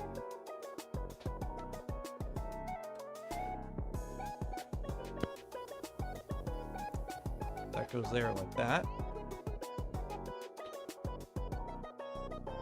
Gerber, images, STLs. Okay, well, I guess I'm just winging it.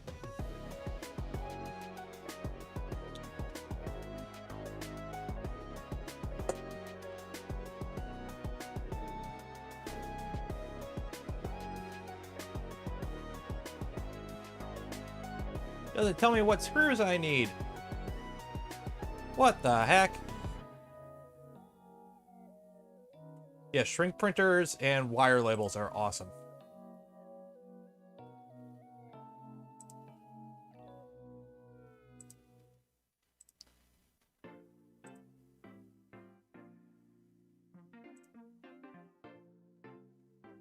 Grab a DuPont connector onto the chamber thermistor and plug it into the ground and Mozzie pin. Okay.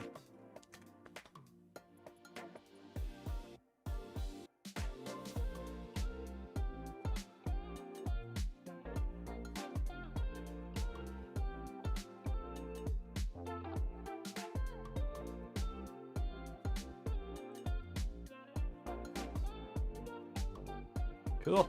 Okay, so I'm gonna have to print the cover for this, obviously.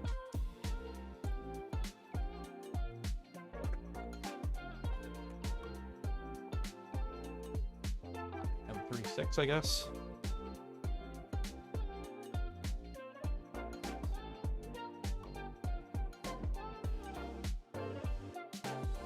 Alright, come on.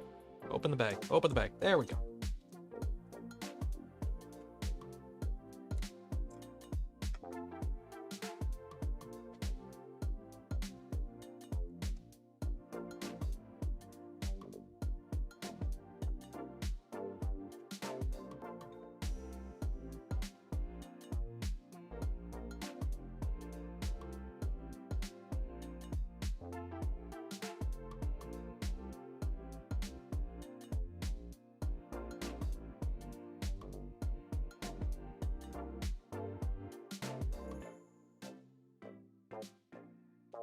Goes like that.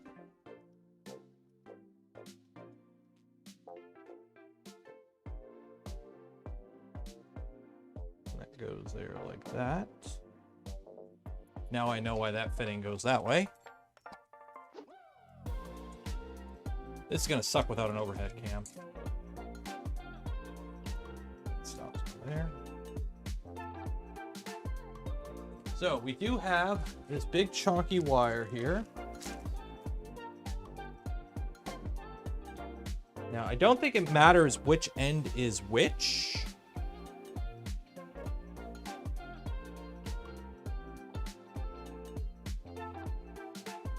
You know, it only kind of goes one way, so.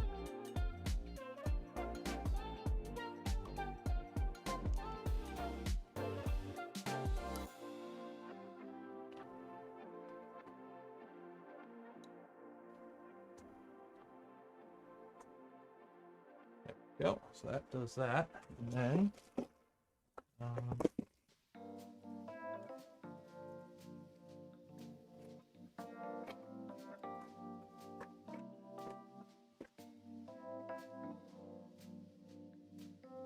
I put some. I know I have some. I think it's upstairs, or did I put it over here? I'm looking for some sleeving. There we go.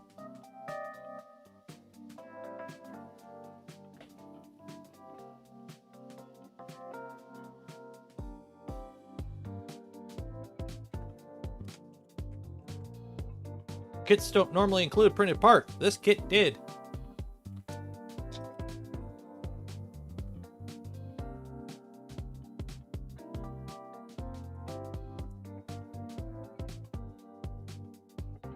Yep, this kit came with printed parts from Lecktor.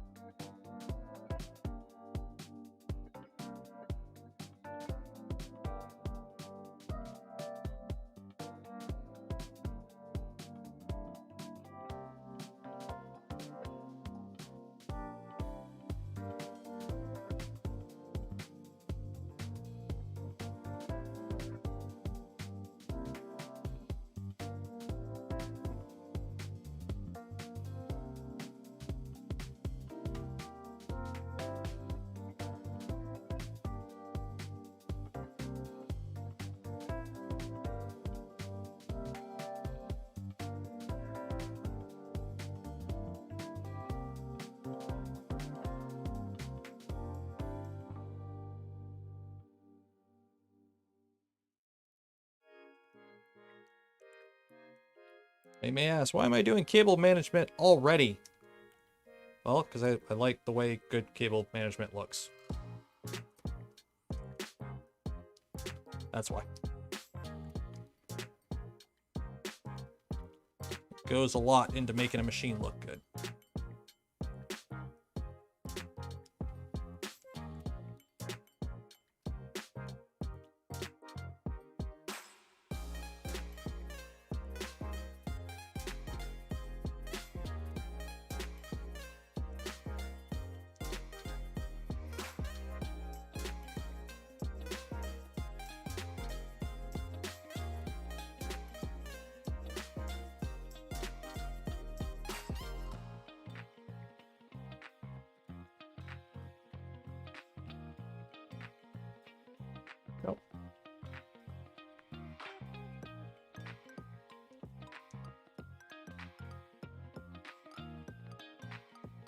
One wire. Good enough. Fiddle with it later. Okay. Updates on the charity. Whenever E3D gets it set up. That's what we're waiting on right now, is everything to get finalized with it, get approved, because setting up an actual proper charity takes time.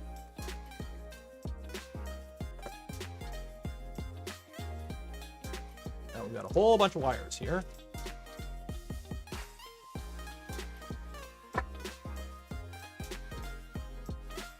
So, E-motor.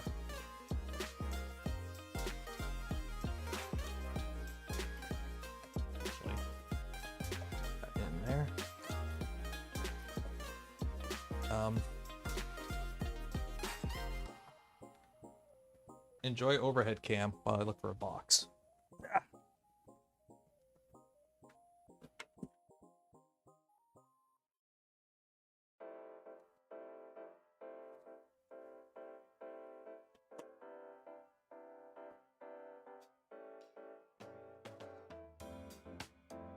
There you go. Wow, I actually killed the camera doing that.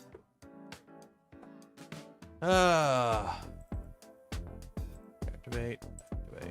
Hey, there it is. Okay.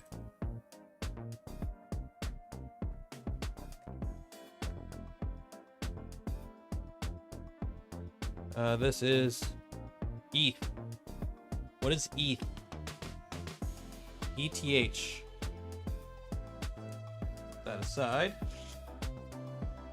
E-fan. Okay, that's...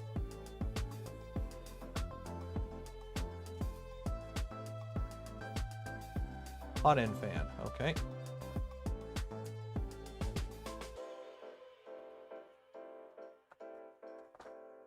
XN stop.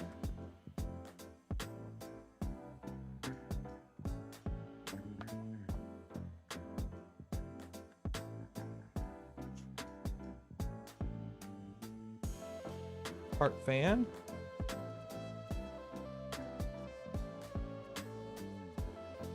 Extruder thermistor.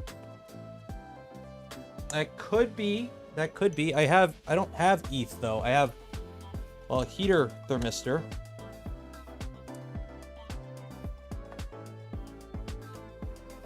Okay. Let's wire there. This is SKR 24 volt. This is ground. Power supply. Raspberry Pi 5 volts. DC to DC.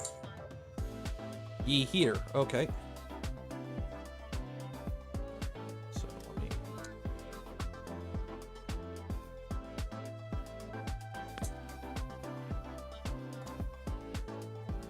I hate JSTs. I absolutely hate JSTs. Ah.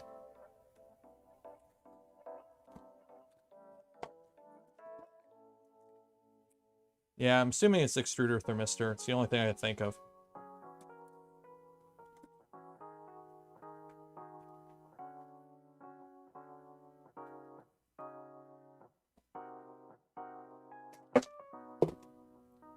How do I lose my screwdriver? It's orange. Oh, there it is.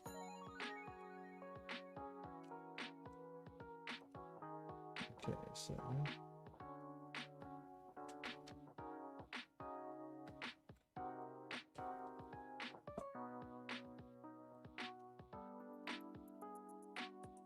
Camera fell. Drink. Yeah, we might be at that point soon. We're already broken one camera.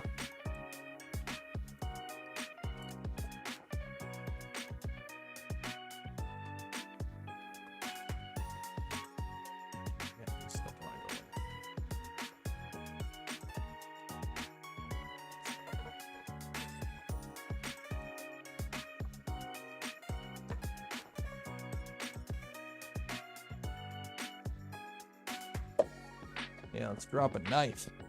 Oh, and move the printer. Okay, where did my pliers go?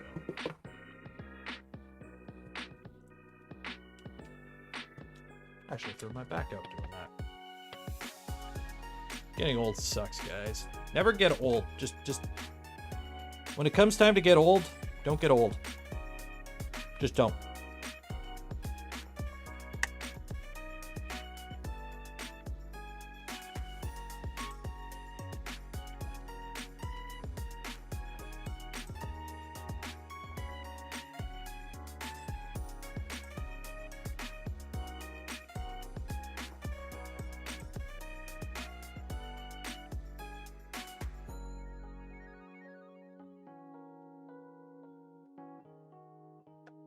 There we go.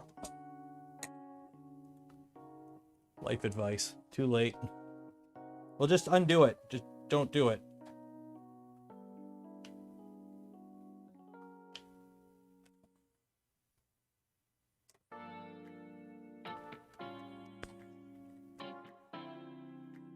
Too late.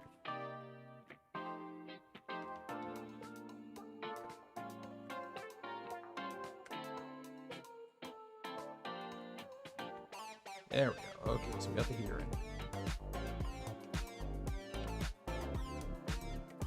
Okay, so for those curious, it's the heater. It's like one of those barrel connector style things. And it's kind of a pain to get in there.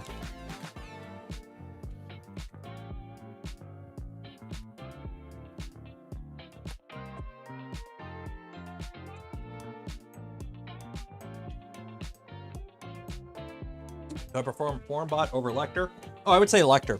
Formbot, Blue Rolls, those aren't really kits. Those are a bomb in a box where somebody walked down the store and walked down the aisle in Shenzhen with a shopping cart and walked down the aisle of 3D printer parts and just threw everything in a cart, threw it in a box, and shipped it to you. These actually, you know, pre-made wiring and whatnot. You know, stuff that makes it an actual proper practical kit.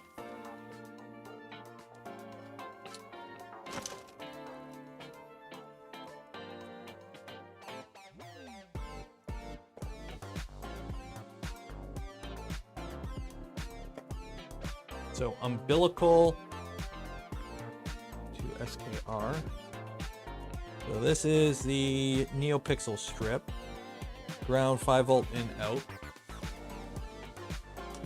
Okay. And these are the strips for the Neopixels. I'm not going to install these right now. I will install these not right now. We'll do that later. I don't know how I'm supposed to run them to the thing, but we'll figure it out. That's all covered in the back. I'll have to talk to Lecktor how to do that to make sure I do it right.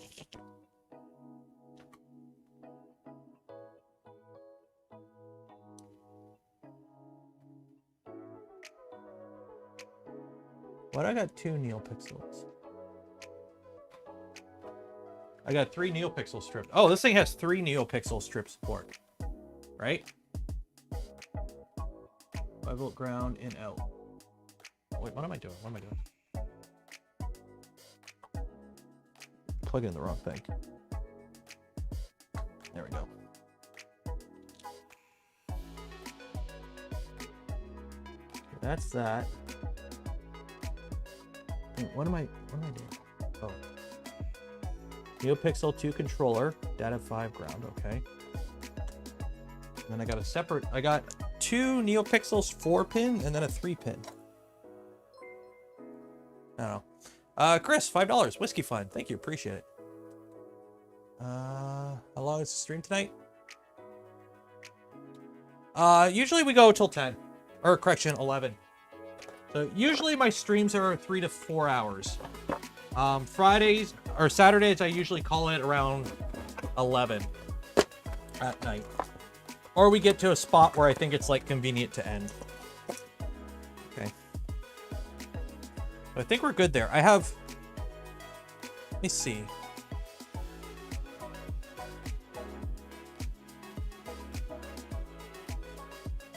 So on here, I just want to make sure for those in the audience, I have this hooked up. So this one goes to the one on the side. This one goes to the one on the other side, and then I have this one.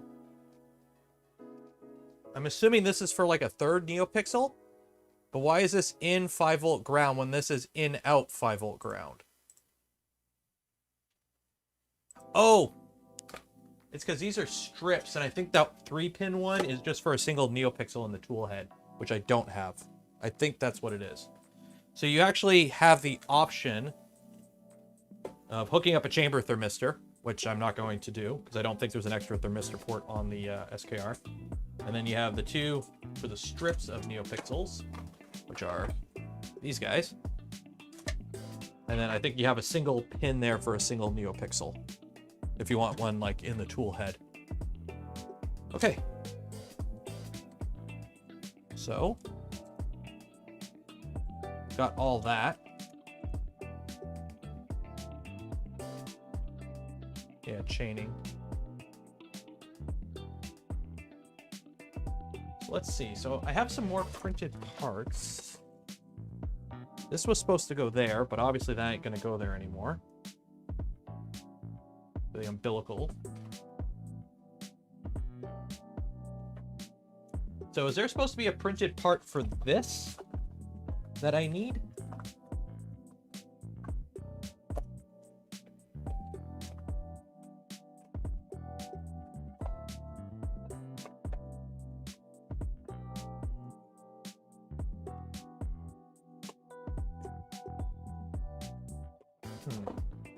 I don't think so.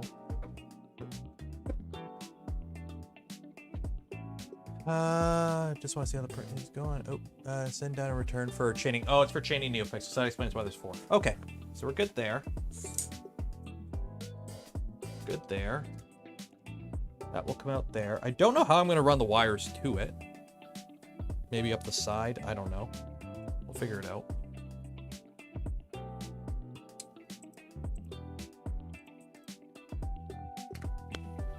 So we've run all our wires. We got our zip ties. Wiring. Okay, so we're on to the power supply. So I'm going to need some boxes of filament because I got to flip the printer upside down. So quick tip, when you got to flip a printer upside down and you got, you know, stuff hanging out the top, grab yourself some boxes of filament. Okay.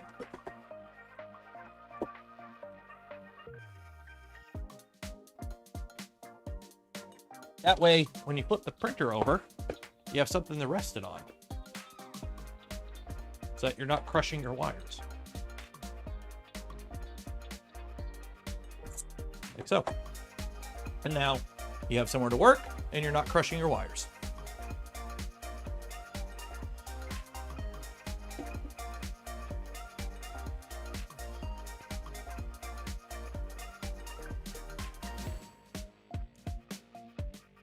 So we got our power supply. And for those curious about the power supply, VHB tape. Pretty much everything is held on with VHB tape. VHB tape is awesome. So with VHB tape, before you put anything on, you want to wipe it off with alcohol. I had paper towels. I am out of paper towels, I think.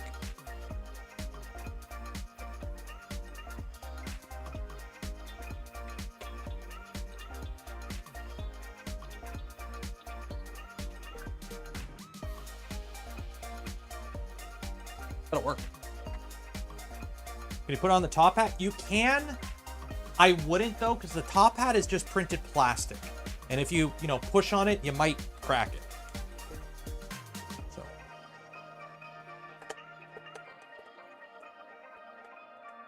Okay.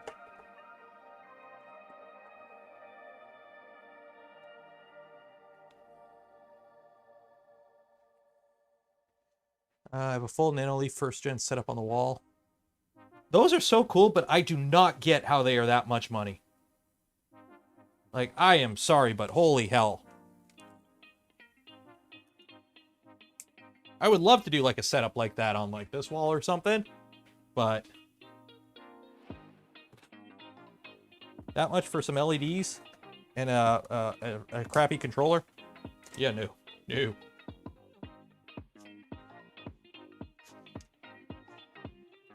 Okay, so make sure you have it set for 115 or 230 or wherever you live in the world.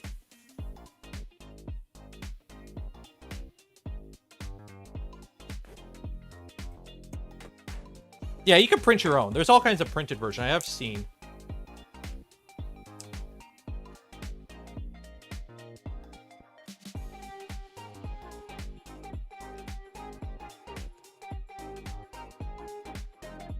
Although I kind of have an idea of something I want to design, but we'll see. Okay, so that goes like that. Goes like that. So apply VHB tape. VHB is double-sided pressure-sensitive tape. Other vendors have similar products that use as substitutes. Support the deck panel with one hand and firmly press the power supply against it to achieve a strong bond. Should you distrust modern adhesive, you can alternatively mount it by drilling 2 holes into the deck panel and secure it with M2 or M3 by 6s. Refer to LRS 150 datasheet for dimensions.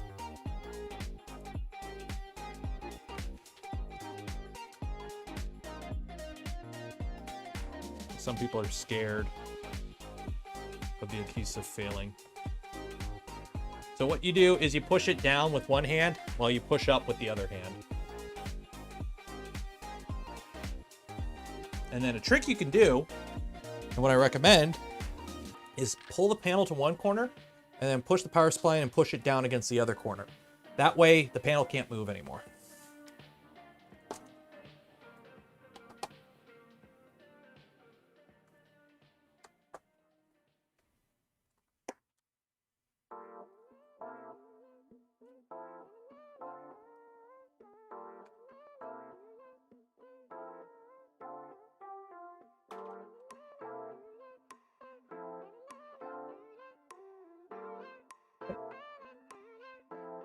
And then we have our little buck converter we're going to attach now. Some M3 6s, which I have everything covered in stuff here, so give me a moment, guys.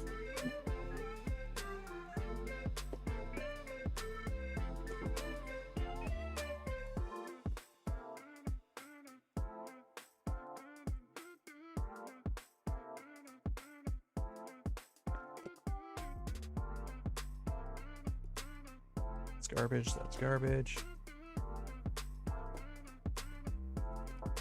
Garbage, garbage. 3 6s, there we go.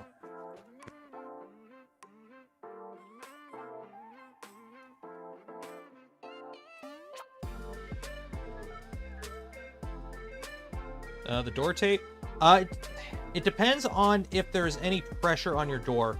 On Toasty, the panels are like perfectly sized, so when they push together, they actually kind of pop out a bit. And they do kind of have issues there. But on other printers, like, they've held for years. So it's kind of you might be lucky, you might not. Okay. Now we're going to put our tops in here.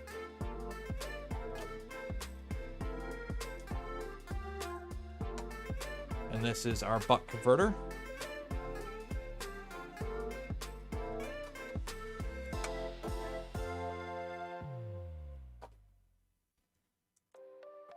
This will power our Raspberry Pi.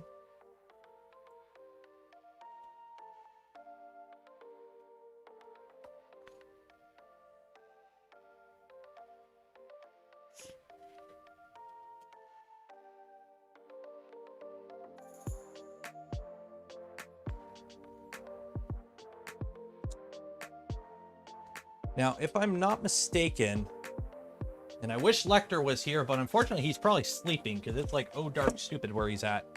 I need to put everything kind of in the same position.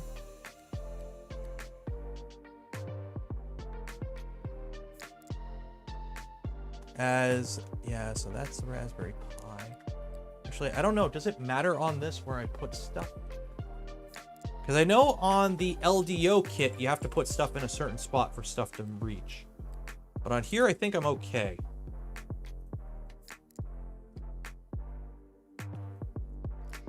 Yeah. I don't know. We'll see. We'll get the roller and whatnot on the mounts and see where stuff lines up. Mounts. Yeah, you'll know you have real VHB when you go to remove stuff from it. Trust me.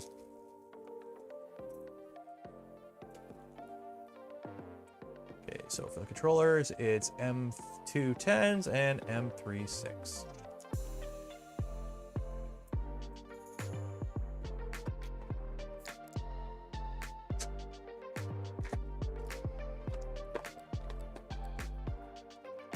So this is resealed, so I'm assuming it's flash.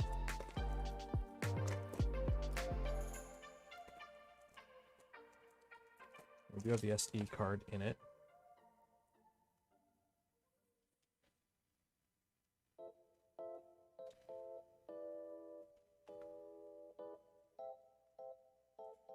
These have like the weirdest mounting screw locations.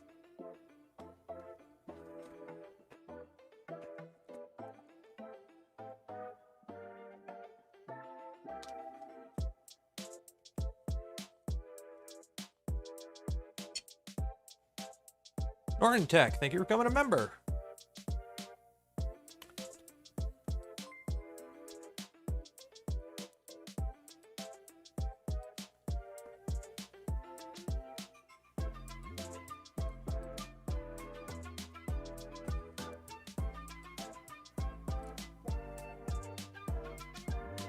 And because we're getting to the end of the build, and I know I've dropped this screw, or one from stock. Thank the Ender 3. I know. That's why I like the Pico. The Pico, it's the same screw pattern as the Raspberry Pi. The Ender 3.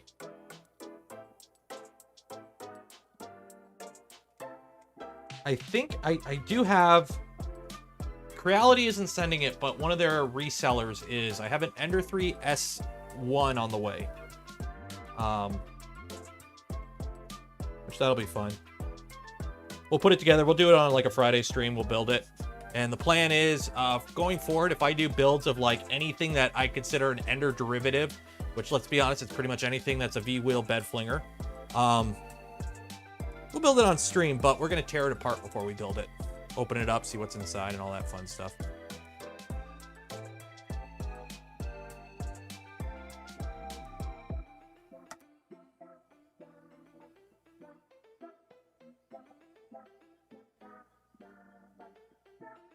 It's been a while since I looked at one of these.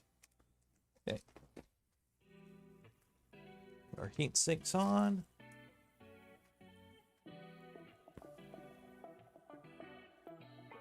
This is the way. It's always the way.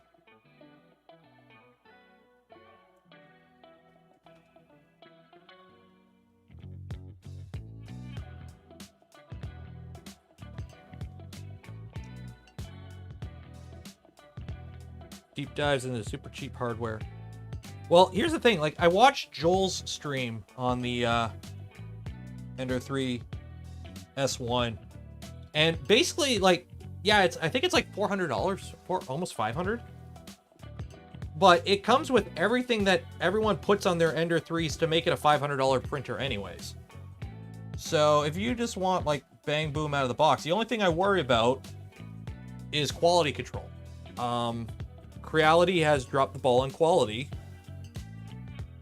Let's be honest, they were never amazing at it. But, you know, over the past little while, quality has gone down at Creality. And that's the problem with these cheap printers, is you might get one that works amazing, or you might get a lemon. And there's really not much you can do if you get a lemon.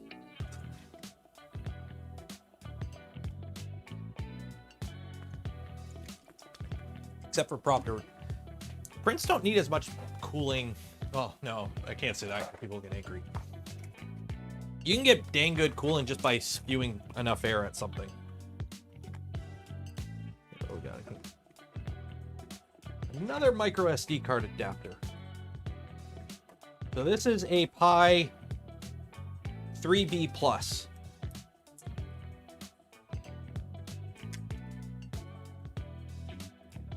Chep says it has, yeah, of course it's going to have PTFE. So here's the thing. Any cheap 3D printer is going to have PTFE to the nozzle because it's the easiest way to get... Is there adhesive on here? It's the easiest way to get good... There's no adhesive on here. How am I supposed to put this heatsink on? I've got this little copper heatsink, but I got no adhesive for it.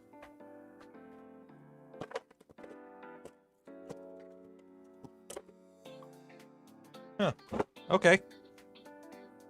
Well, that ain't gonna do anything. Well, we're not putting that heatsink on. Let me grab a generic one, which I believe I have a whole whack load of them somewhere. But yeah, they're always going to use PTFE all the way down because it is the absolute simplest, easiest way to get a good, a smooth finish. Like, it is the simplest, easiest way to get a smooth finish and not have it bind or filament snag or whatever. So it's like the easiest way to do it.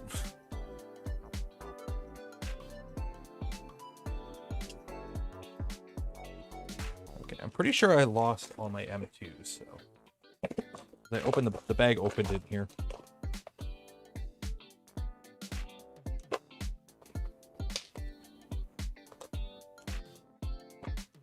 Let's be honest, swapping out to an all-metal, if it uses the same Mark 8 heatsink, or Mark 8 or Hotend, go on AliExpress, buy an E3D Chimera titanium heat break for like $12, swap it, you're good to go. That's what I did on the Ender 3 to get it to print ABS, and it printed just fine. Like $12 and you fix the whole heat break issue.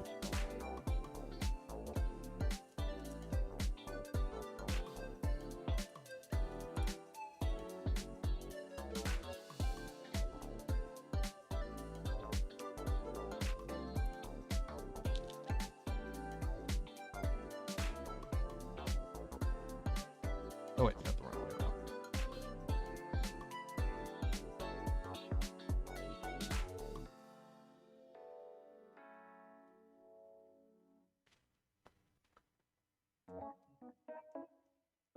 They claim it could do ABS.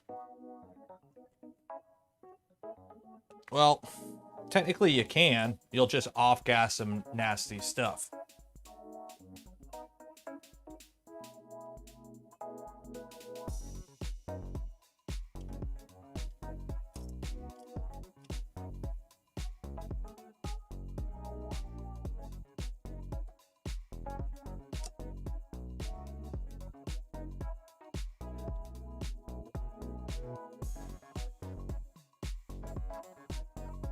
I swapped my Beachu H2. Yeah, the stock one's PTFE too, I believe. I have two of those extruders. The first one I got was a complete lemon and sucked. The second one just kind of worked okay, but had no balls.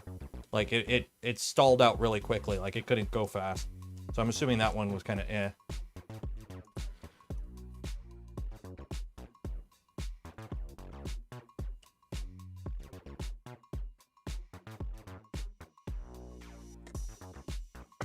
I know. All of our Corelli printers were all right until being heavily modded. People are too quick to mod. Like, holy heck. I'm sorry, but when you buy a 3D printer, the first thing you shouldn't do is X-Printer mods and start modding it. Unbox it and print with it for a while. Like, run it stock for a bit. Because, you know, you might luck out. You might not have any issues that some people like say, oh, you have to fix this right away. And it's like, well, you know what? Not every printer has that issue. So you might not need to fix it right away. It might not be a problem for you.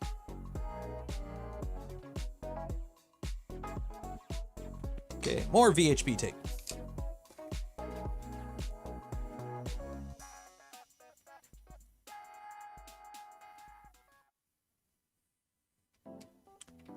Yeah, like I get that. It's like, what mod should I do when I Voron? I'm like, just build it stock. odds are you're not going to have any major issues. Like, the thoroughly tested design.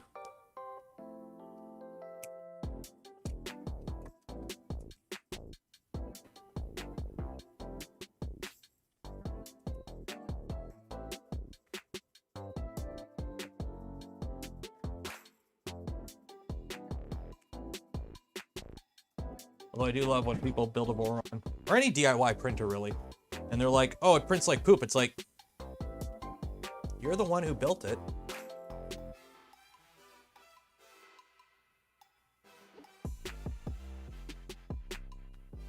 Yeah, and forums are full of people who jump to mods to fix problems that they didn't have. Yeah, it's like, oh, you have to do this because it's bad. Well, not every machine has that issue, so by doing a mod fix, you might not have needed to do that. You might have screwed something up. Especially if it's your first time, you know, fiddling with a 3D printer. Oh yeah, don't get me wrong, modding is part of the fun. Like, the vast majority of the printers that I own, and pretty much all the printers that I use regularly, I've self-built. Like, don't get me wrong, I love building printers and tinkering with them. But I'm a very, if it ain't broke, don't mess with it type of person. So if I build it stock and I don't run into issues, I don't really fuss with it too much.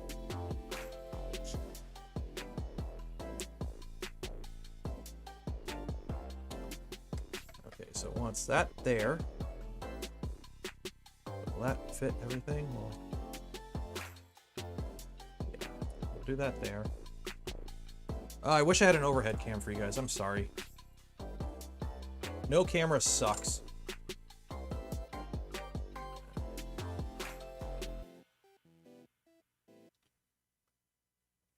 That can go there. Okay.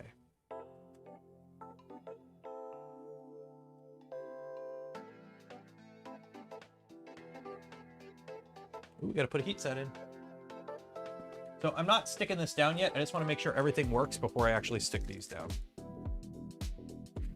Finally got the Voron tune. Better upgrade all the things. I am on me, yeah. This is a V2.4 beta printer. Like, this is like first generation of the beta of V2.4.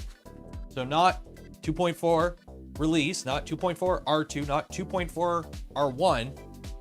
Like 3 months before release, V2.4. The only thing I've done is change the tool head out to a stealth burner and an LGX for Revo. Everything else is beta. I still have some 2.2 parts in here. Yeah, she prints fine. Actually, technically I have V2 parts in there, like V2.0 parts in there.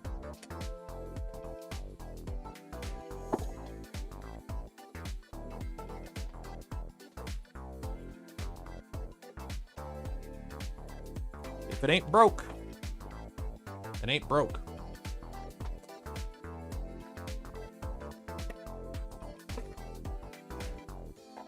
Okay, don't rest the heat set tool against the cardboard.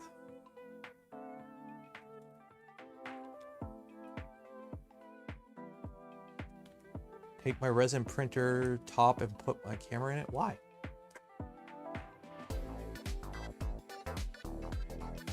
The 2.2 Z drives, they were chonky and they were overly complicated that I believe caused issues for some people, if I'm not mistaken.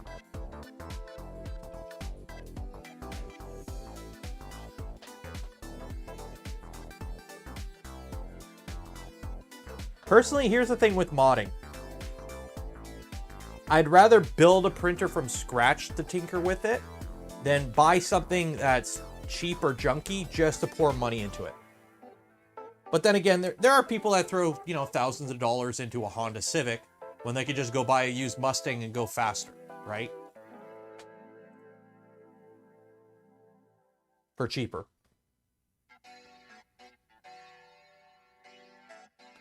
So people have different wants.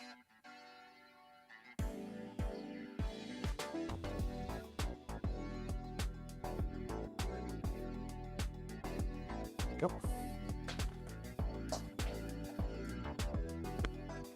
Okay, so mains inlet.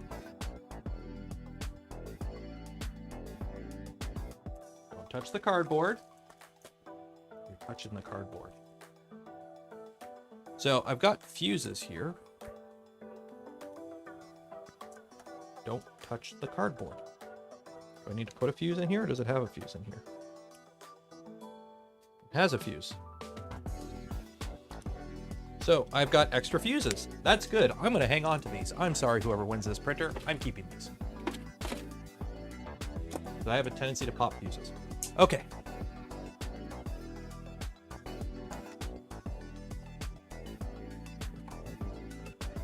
Okay. So ground is ground. Did you guys know that ground is ground?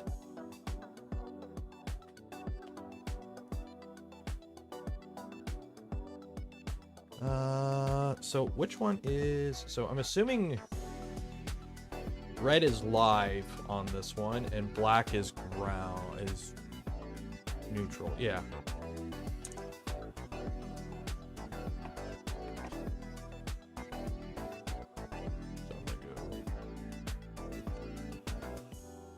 Or is live red? Yeah.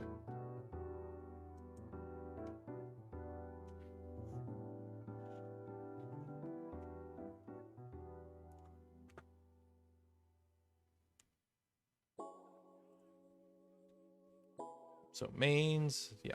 So I'm assuming red is plus and black is negative on this. I'm assuming.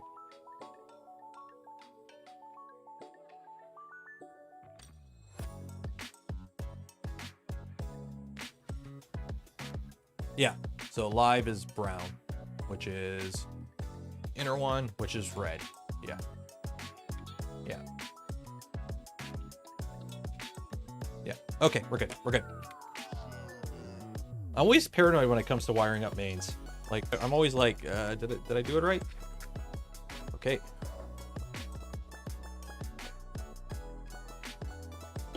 Oh, hello, camera that died again. Activate. Activate.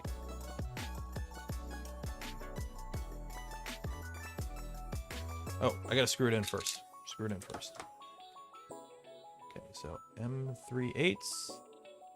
3/8. Okay.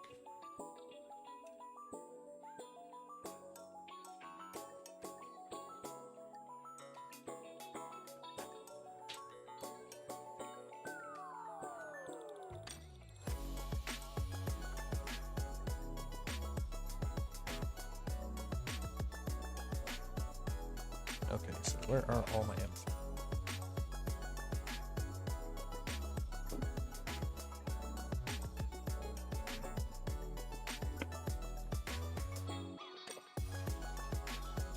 Three of them.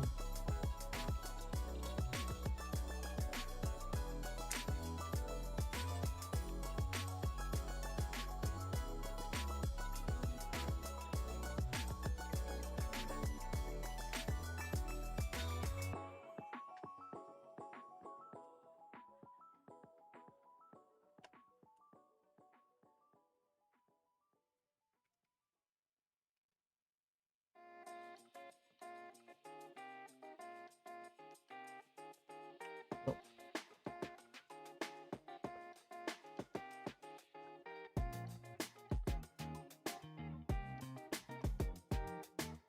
There we go. Okay, so that goes there, that goes there. That goes there. One more. I once wired 110 into poor SKR 1.3 board for 12 point. How did you do that? How did you feed mains voltage into an SKR? You got to go through the power supply first, man. How did you do that?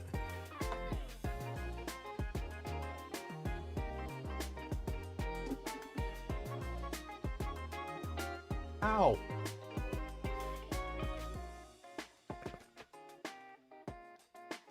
Ready, ready, ready. Ooh, that was a good snap. I like that one. Okay. And of course, I don't have a good screwdriver for this down here. Most impressive. Most suppressed. Oh, did the noise canceling kill it? That was a very good click.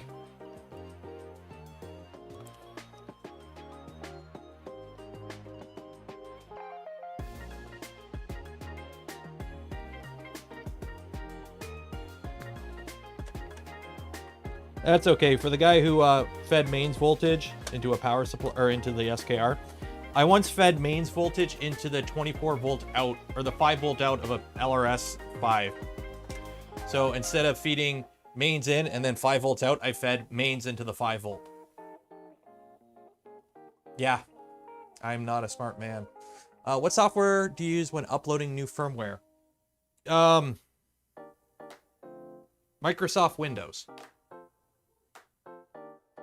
Because it's drag and drop for SKR, so you have to like drag and drop it onto an SD card.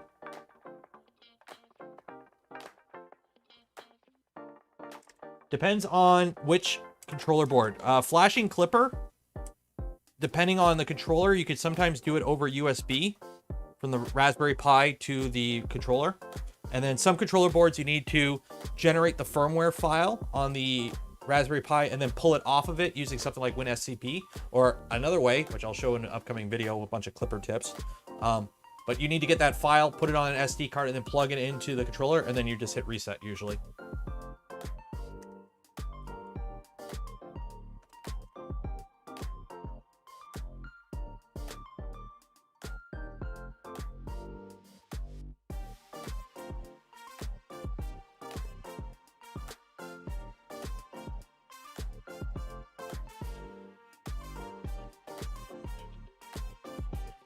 Yeah, normally I use WinSCP to pull the files off.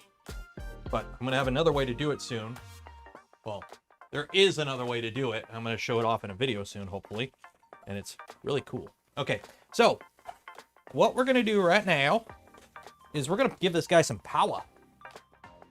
Because I'd rather fry a power supply by itself than fry everything. So printer's off, power's off. Hopefully, when I push the button, the little light comes on, and that's it. Okay? So, plug that in. Camera in the right spot. So you'll see a little light when I flip the switch. Before we get to that, though,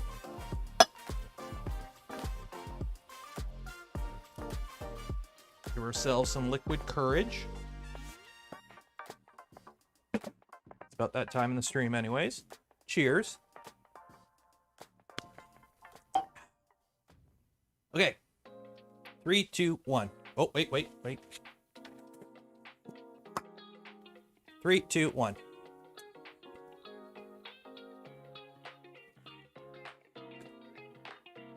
You gotta like it. Okay.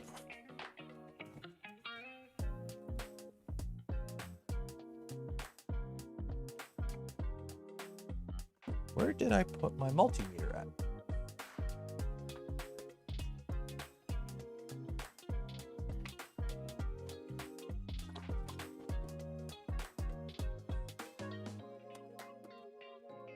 I don't know where I put my multimeter at. I had it out the other day over here.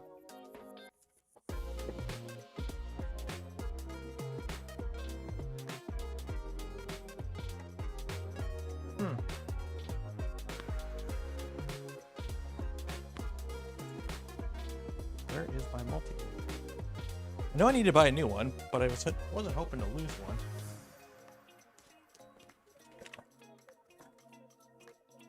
No, I don't know where it went. It will show up at a later date. Okay, power off. Oh, David made it. Hi, David. Okay, so we didn't need the fire extinguisher, so that's good. No smoke, very disappointing. Come on, guys. I haven't blown up a printer since the other room. I haven't blown up a printer in this room yet. Don't you trust me? Don't you believe in me?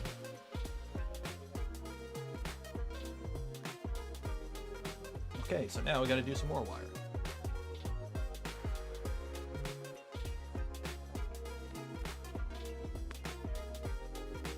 So this is output for our Raspberry Pi.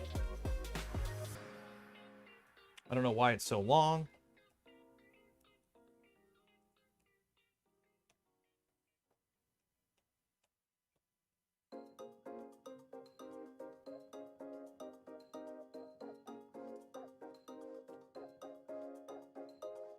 No sparks. There has been this many days since sparks, and I like to keep it that way.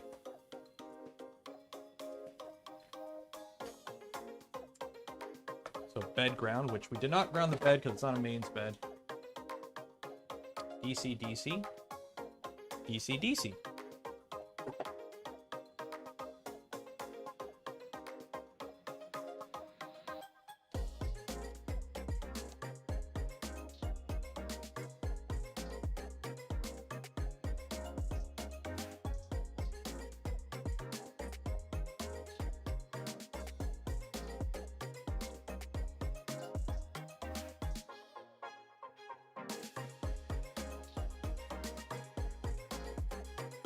So actually, before we get too far, put this guy in here.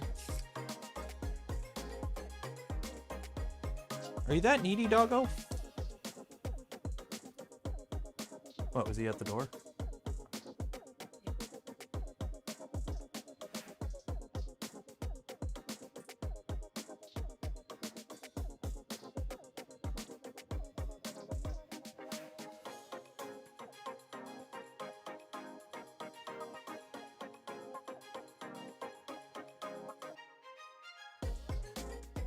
Okay, come here.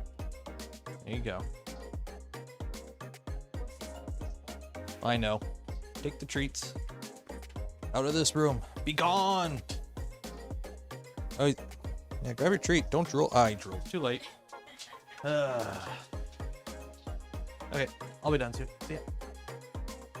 Oh, okay. The drool machine is back.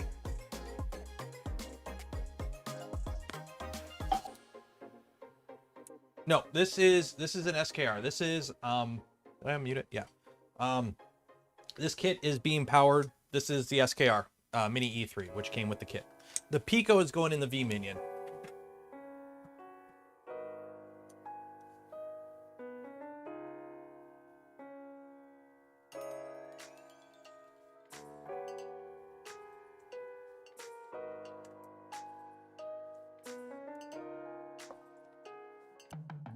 James Miller, $5, doggo fund. I don't need a doggo fund. I have a doggo.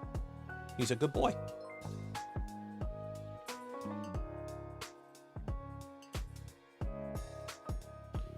What electric screwdriver is more powerful? ES126.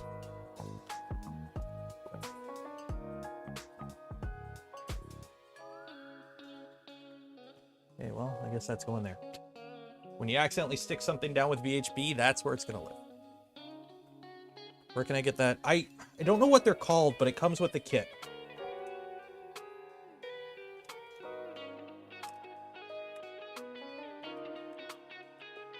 Then I'll go there. This one goes.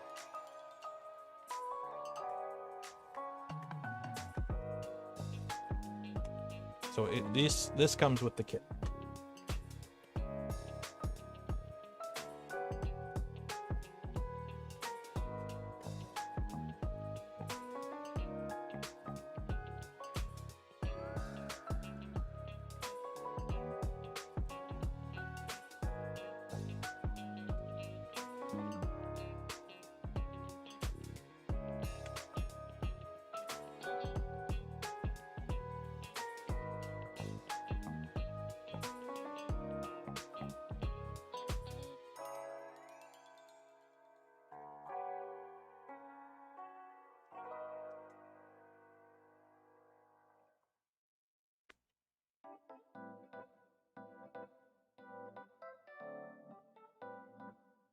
In your hole. There we go. That powers the Raspberry Pi, which which I haven't stuck down yet. Okay. This will be for the SKR.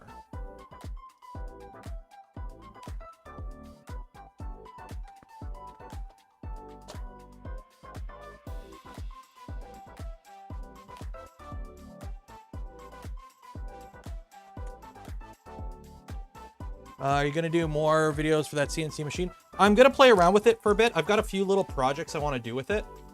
So yes, I will be using it for stuff. Yeah, I will be doing a video on it, and a review and whatnot, in the future. And I will be using it for stuff. What kind of stuff? I'm not 100% sure yet, but there will be stuff.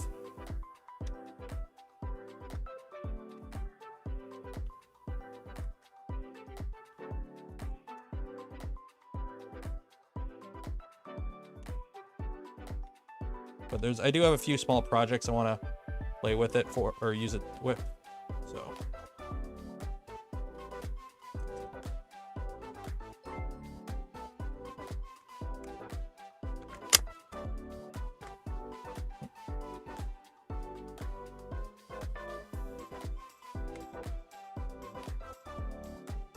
Yep.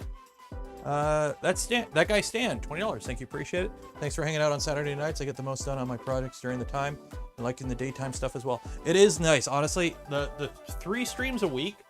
You guys are getting like 12 to 14 hours of content out of me a week now. No, 9 to 12 hours. 9 to 12 hours plus a video a week. So, which tomorrow or Monday's video should be squaring up a gantry or squaring up a frame. And then I'm going to start working on the ERCFA video, because I know you guys want the ERCFA video. So, yeah. Now I gotta, ow, PHP these down.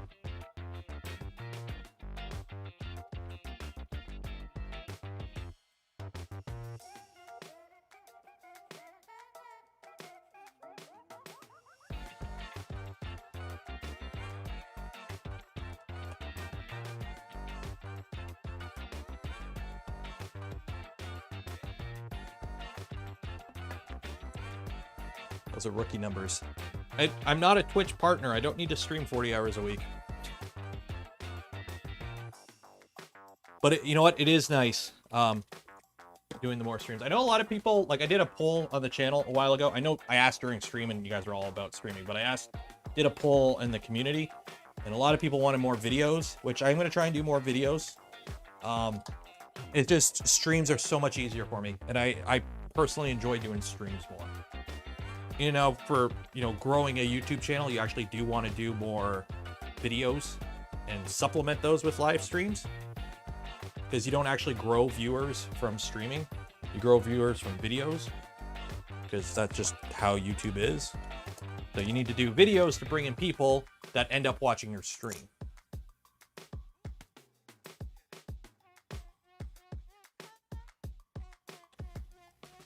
Gotta play the game.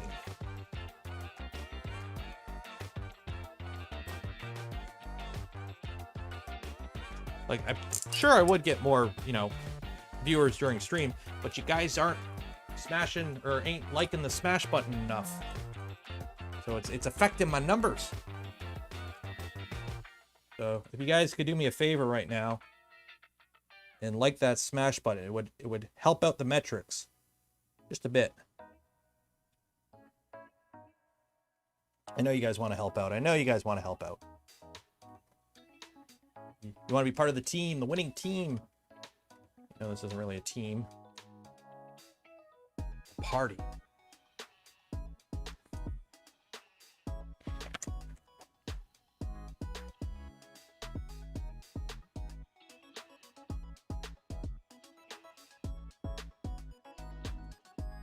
Pathetic Puma, thank you for becoming a member.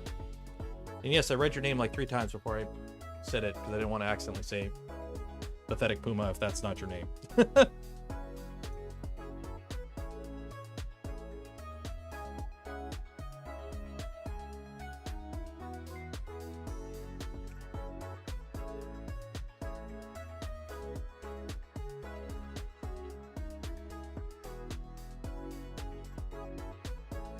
Oh, you're gonna live there now.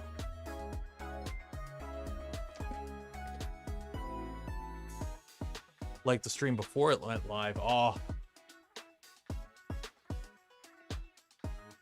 Okay, how the heck is that supposed to work?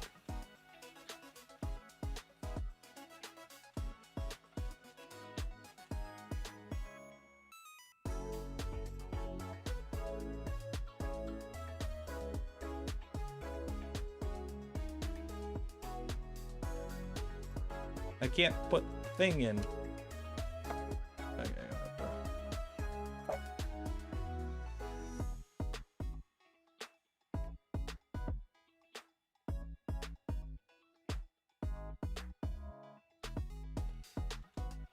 EVHB.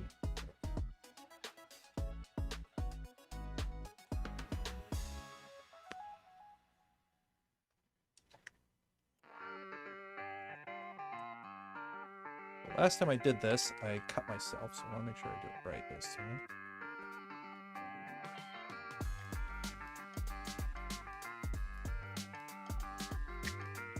There we go, that goes there.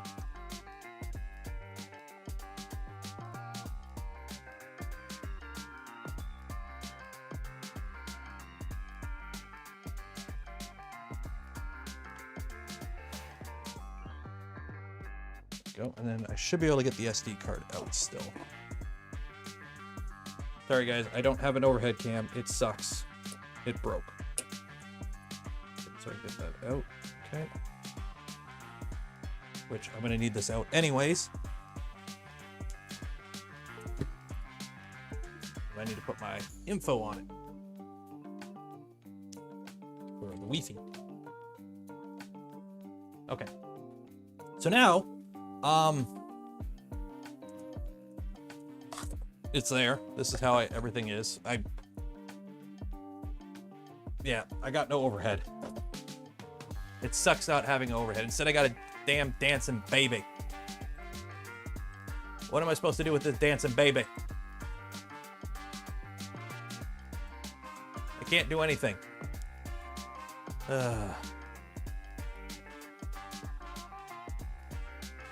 Doggo cam.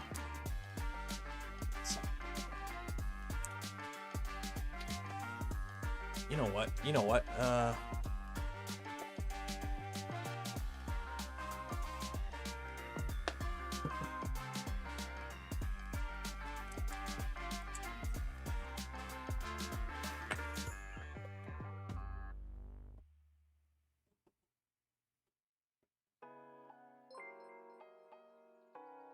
Oh, this is so ghetto. Okay. Get it to screw in. Oh, you know, righty tighty, lefty loosely. I forgot about that. I guess.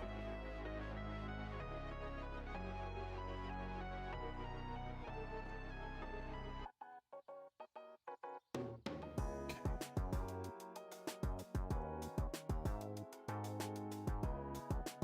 There we go. See, the problem is I can't zoom in. That's the only downside. So at least you got something, and a really crappy autofocus. Statue.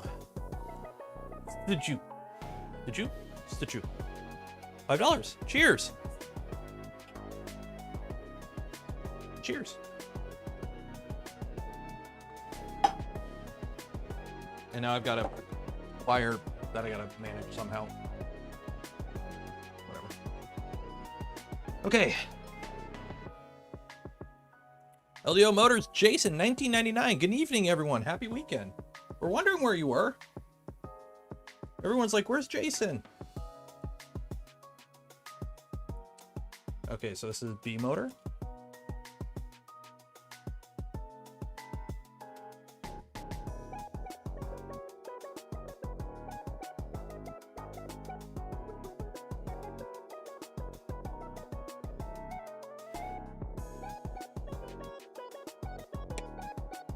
A motor.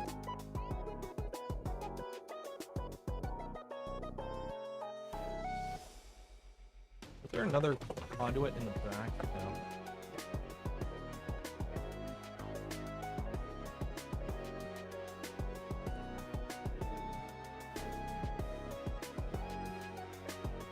No. So for motors, the trick with motors is you kind of stuff the wires behind the motor.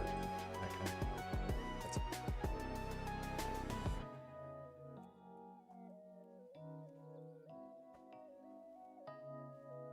This is power in, which I believe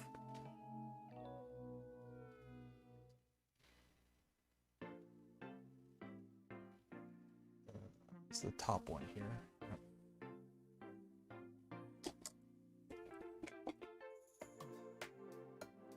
So this is this is what I don't like about these big Tree Tech boards, is you can't see some of the labeling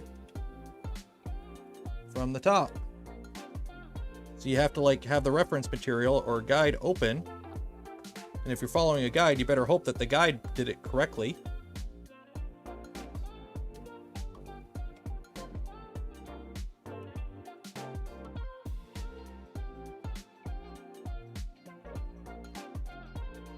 But like right now I'm looking at this.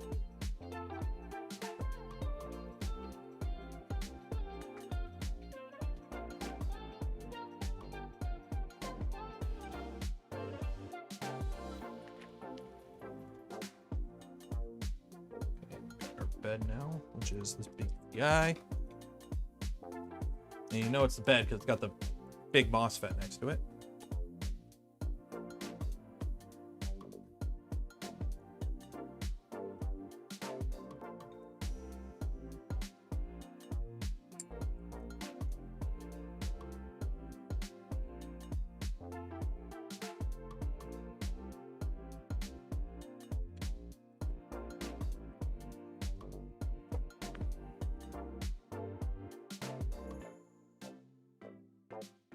Okay, so management just to make it look a little bit cleaner. Actually, yeah. We're going to take our time here because somebody is going to win this printer and I want it to look somewhat nice for them. And we're going to do a little bit of wire management.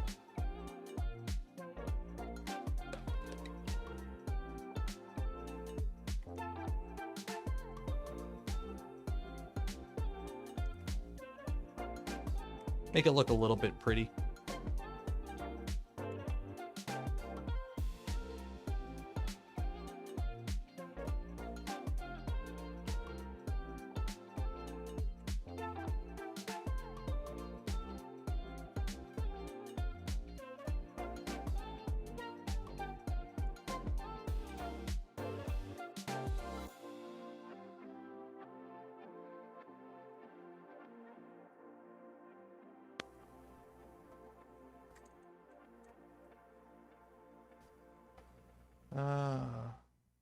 Is that a fancy Norland whiskey? No.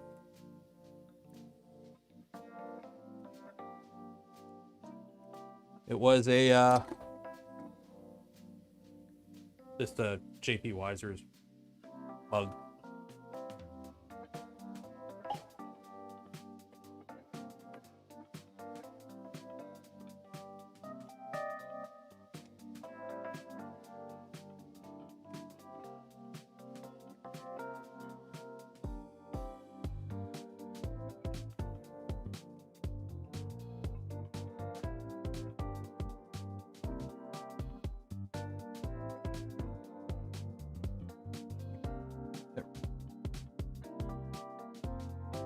Thermistor bed. There. This powers the Pi. So that would be this one, and why are these so long? This does not need to be this long.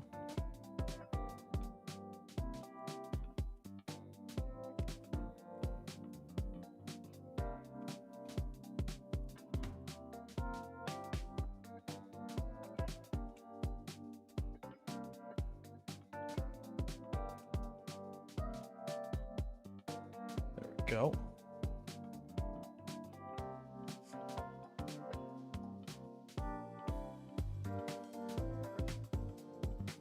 So Neopixel. So let's see. So Z end stop is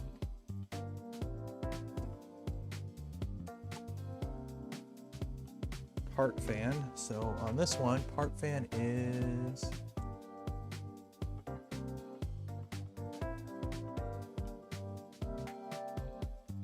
that one.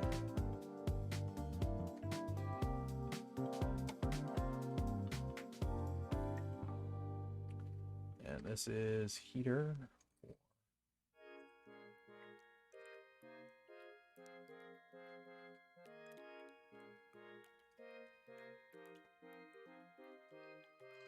Exit stop.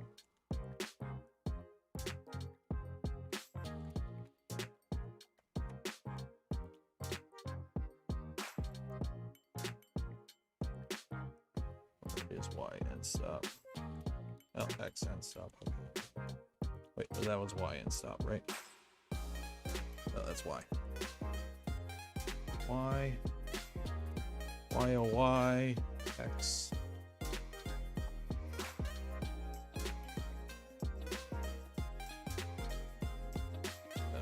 Heater. Or the Mr. Bed.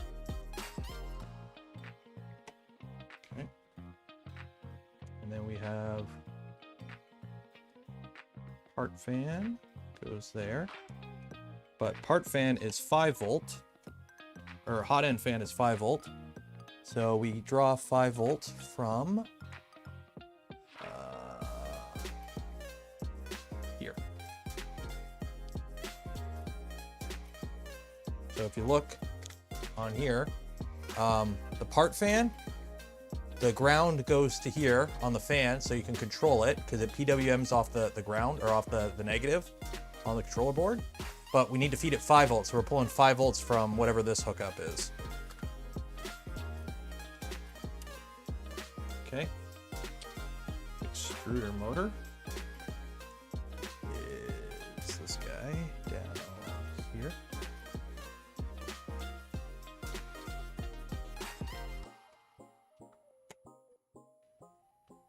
Neopixel is here. And heater is here.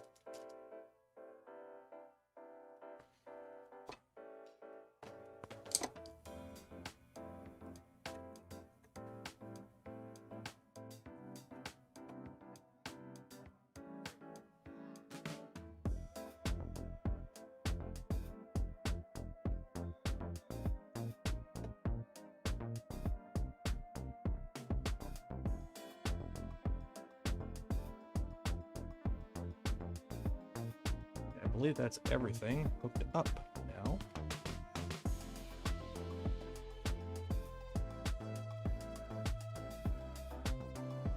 Now we need our dead motor, which we got this big old wire that's going to go from here to here.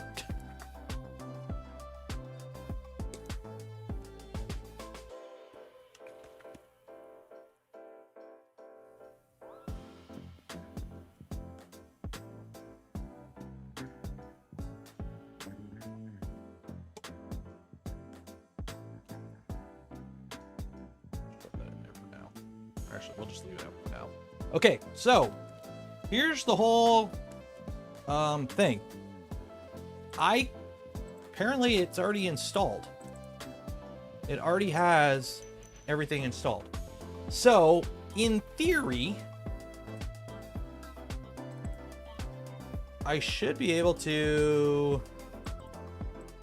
Okay, thank you for your password, Lecktor, for your home network. I should be able to put my infos in here.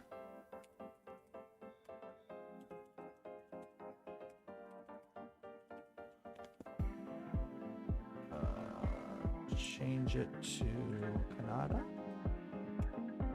File save. Boot it up. And we should be able to run this guy.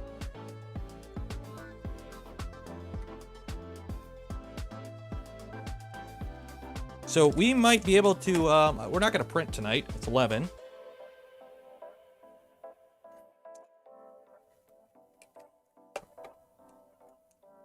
But we should be able to actually get it, you know.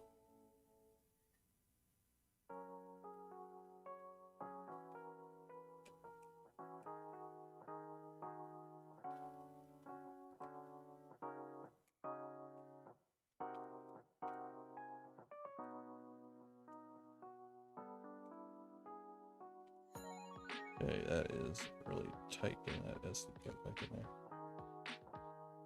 Come on.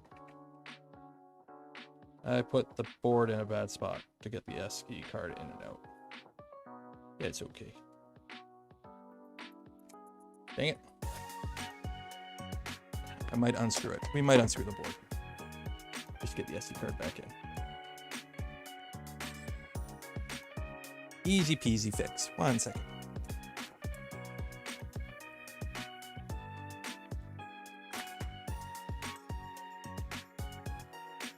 Yeah, you don't need to worry about shrinkage when printing Voron parts. Just load the STLs. Don't reorientate them. Don't add support. Load and print. That's all you need to do with Voron parts.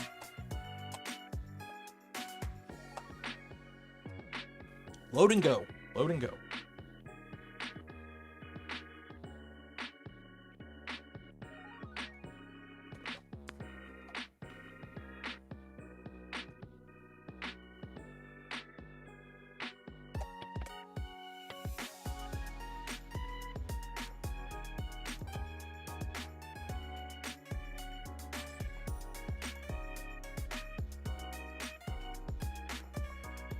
Okay, so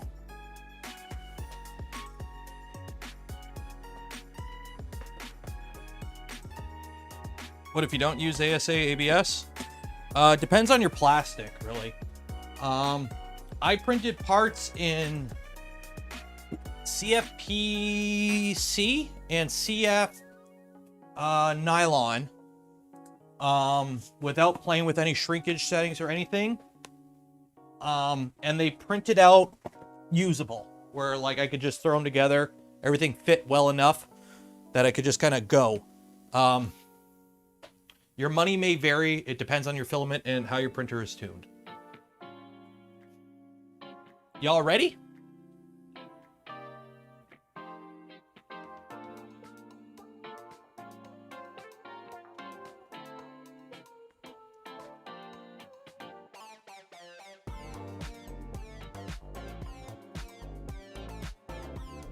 Hey, the bot's back. Report. Wanted. Report. Goodbye. Okay. So, first power up with everything hooked up. I really hope nothing fries. Everything is as it should be.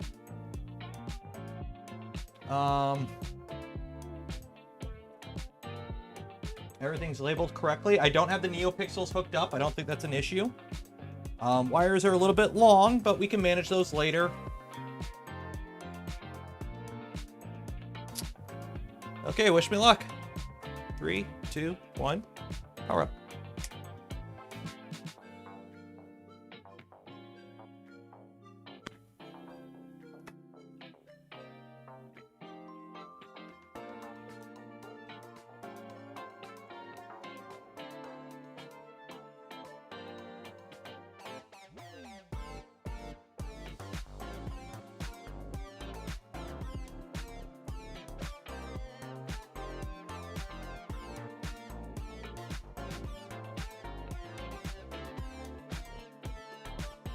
Now we see if it connects to my home network.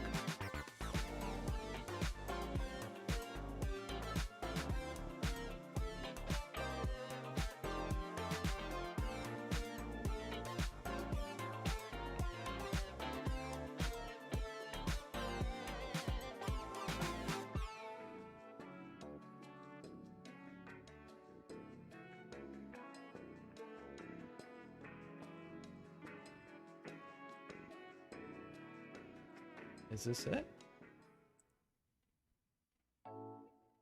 Printer not ready. Printer host software attempted to connect. Please retry in a few minutes. Configuration, LEDs, printer, CFG. Yeah, this is it. Include MCU path.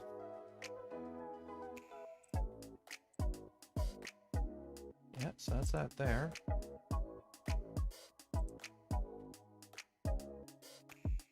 Umbilical.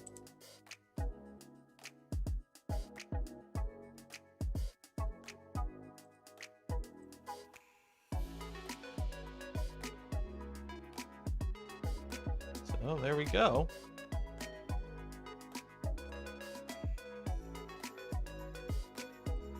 So obviously I don't have the display hooked up, so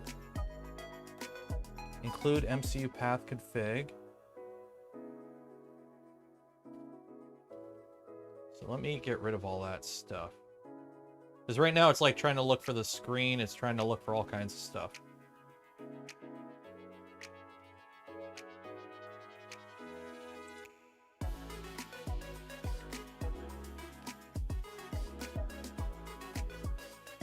Because right now it's trying to look for the screen, right? And the screen's not hooked up. There we go.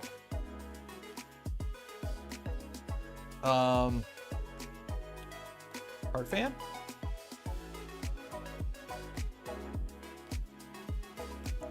Okay, we got Hotend fan going.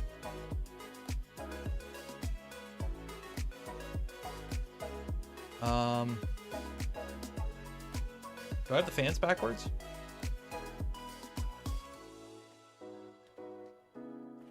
Or do I have them configured backwards?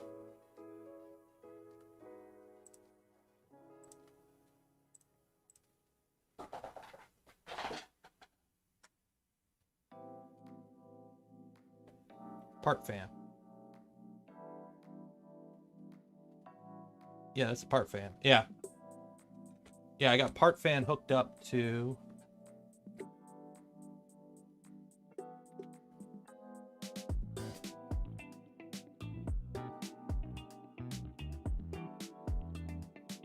part cooling. Yeah, part cooling, yeah. And then that fan.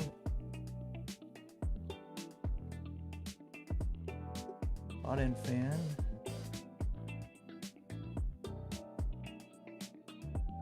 Goes to there. So yeah, I gotta swap the pins around. Okay, so we gotta swap some pins around.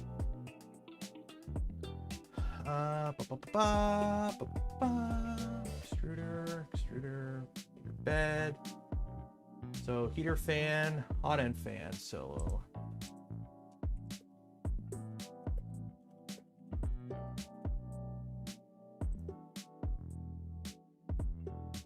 There, mini E3.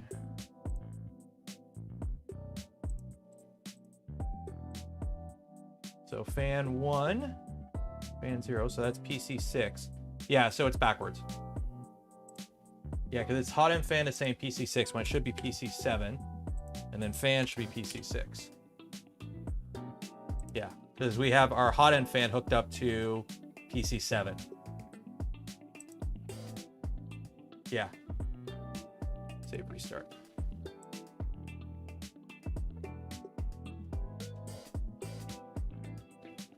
Now fan.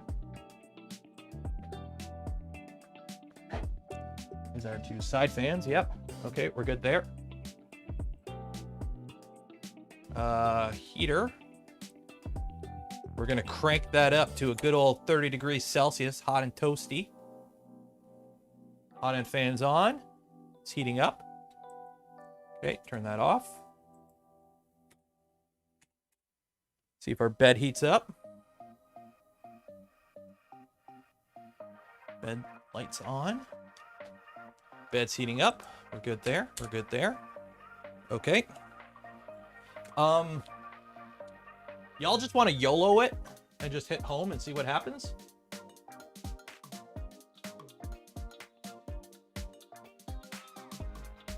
It's a 5-volt Hotend fan. Okay, well, home X.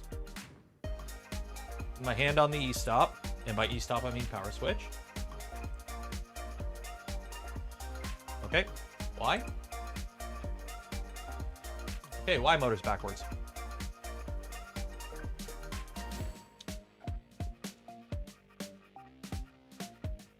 So, how do you fix this? How do you fix this? How do you fix this? So, we're going to go to vorondesign.com. Documentation. The build. Initial startup. Look at this. We have one for each printer. Open. Okay. So, if our X motion is okay, and our Y motion is backwards, you got to swap your connectors. Okay, so our X motion was okay, but Y went to the front. We got to swap our motors around. There's our problem. So we got to take the X, A, and B motor and go rep and swap them. So turn off the printer. A and B motors. Swap around. Hate JSTs. Absolutely hate JSTs.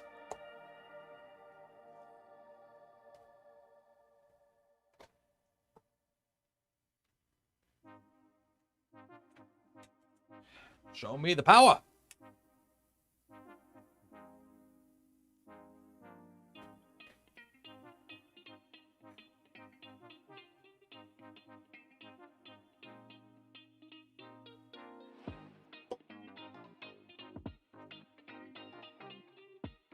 But why? Because that's how Core XY works. Core XY works by two motors either working together, working apart, or one working and one not moving. Okay?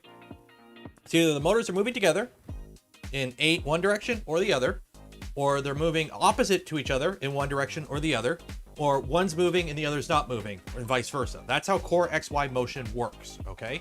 So you have to have two motors working in tandem. What can happen though is if the motor's assignment is a certain way, you can't correct it in firmware. So right now when I go to home it on the X, I think it's gonna go backwards. So what you can do is instead of, YOLOing it at this point, we're going to do stepper buzz.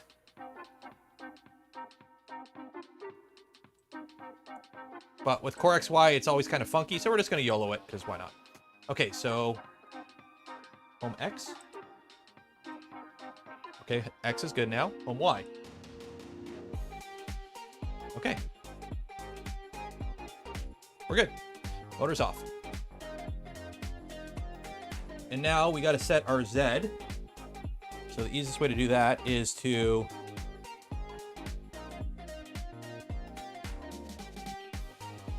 put the tool head in the middle. We're going to screw down our bed a bit so we have a bit of adjustment.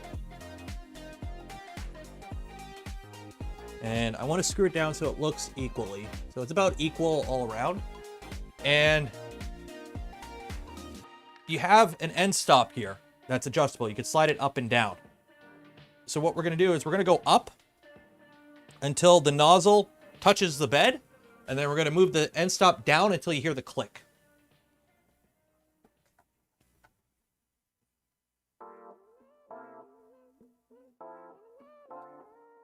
Okay. And how much movement do we got there? I can't see squat. Well, I got to bring that screw up a lot. Because there's also a screw in there that you can adjust. And I would have to unscrew that screw a lot. So instead of just doing that, I'm just going to drop the end stop. Or you can screw down the bed more. I'm going to screw the bed down more.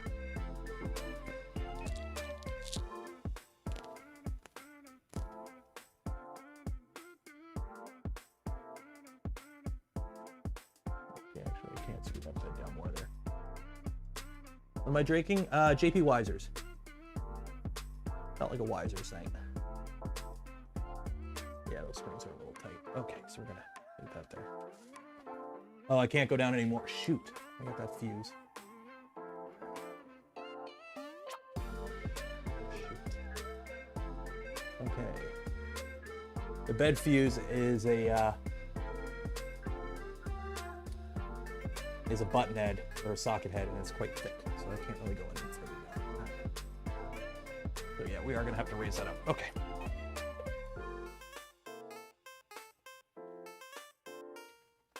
So we're just gonna go in there with a ball head screw, and we're just gonna adjust our screw there, and we're gonna raise it up so that our Z position's a little bit easier to work at. Lecktor, good morning, man.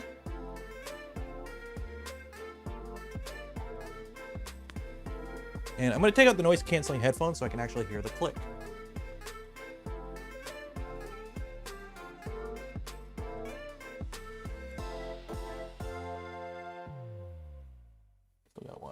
ways to go, I think.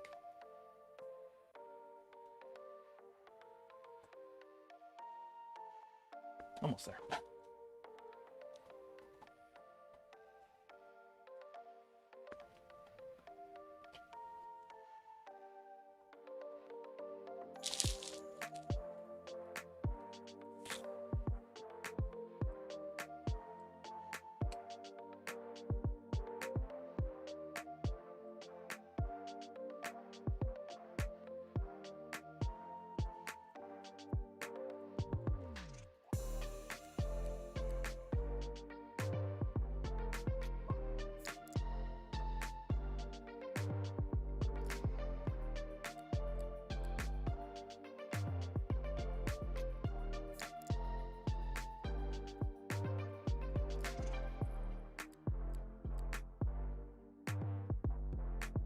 There we go. Okay.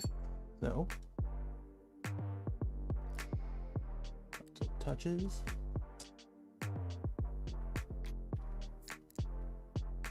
There. Go down until you hear the click.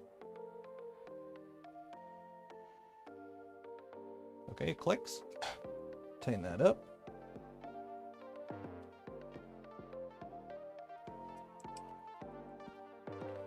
Drop that down. So now I should be able to do a full home.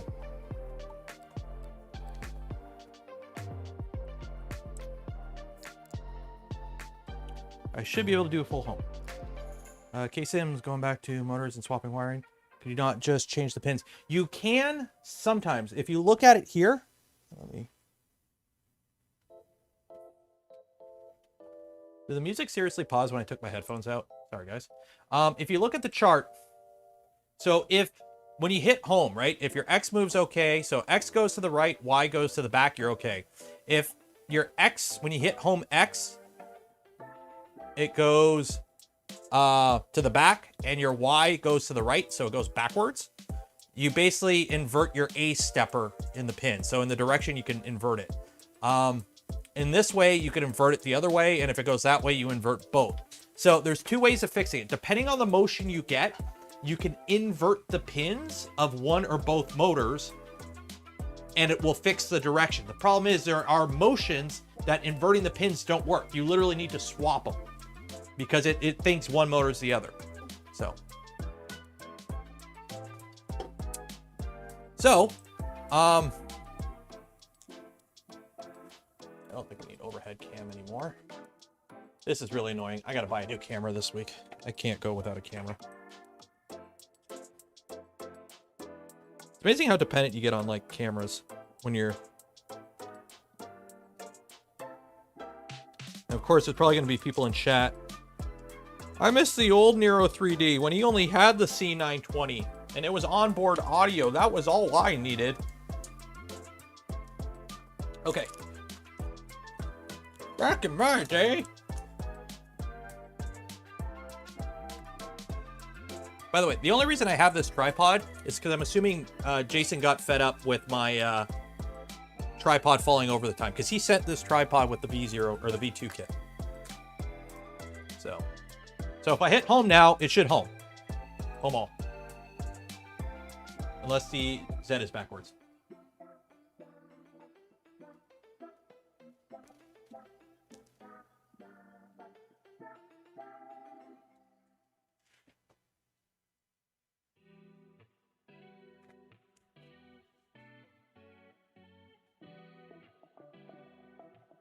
Neat. It homes. So let's level our bed. Oh wait, I gotta home it first. Home all.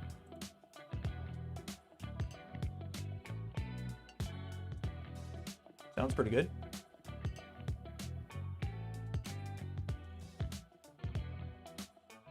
Okay. So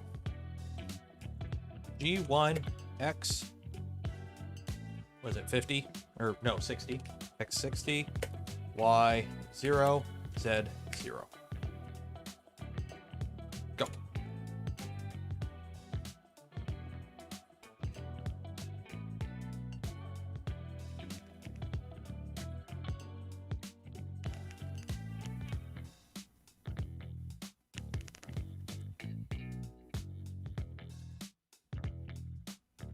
Okay.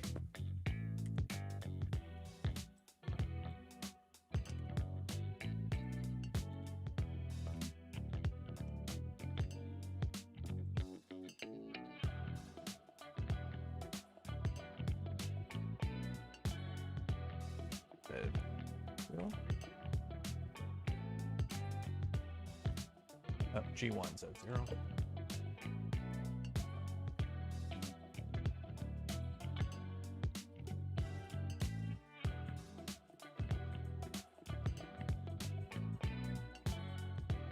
Okay, G1, 110, Z2.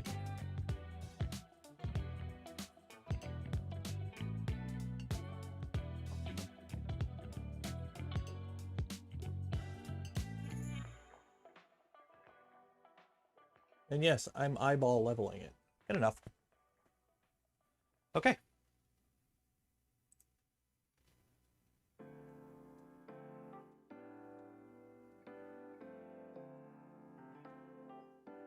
Ooh, that's good.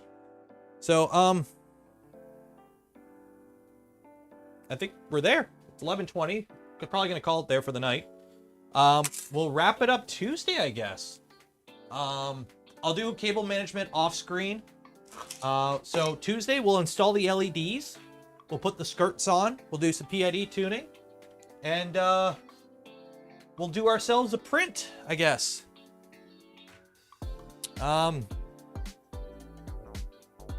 That was easy. We did electronics in like half a stream. Now, granted, I don't have the LEDs hooked up, and there's a few other, you know, odds and ends, but we could throw some plastic in here and print right now if we really wanted to. So yeah, we built a tool head and wired it up in a stream. I love kits. So for those wondering, the advantage of purchasing something like this versus, did it not give me position? Where's my position? Oh, this is an old version of Fluid, I think. General. So for those wondering the difference between, you know, a kit and a kit, this is a kit. This has all the wiring pre-done. Like, obviously, we wired it up in 2 hours, 2.5 hours at most, I think. And we already got movement out of it. Now, granted, installing Clipper is easy, really. It's not a huge thing, essentially. But it was already done for us, so that saved us time. Wiring up everything, that saved us time. What version of Clipper are we running here? Software updates. Fluid 1.16.2. Okay. I don't know if that's the newest version of Clipper, but it is what it is. So we're good there.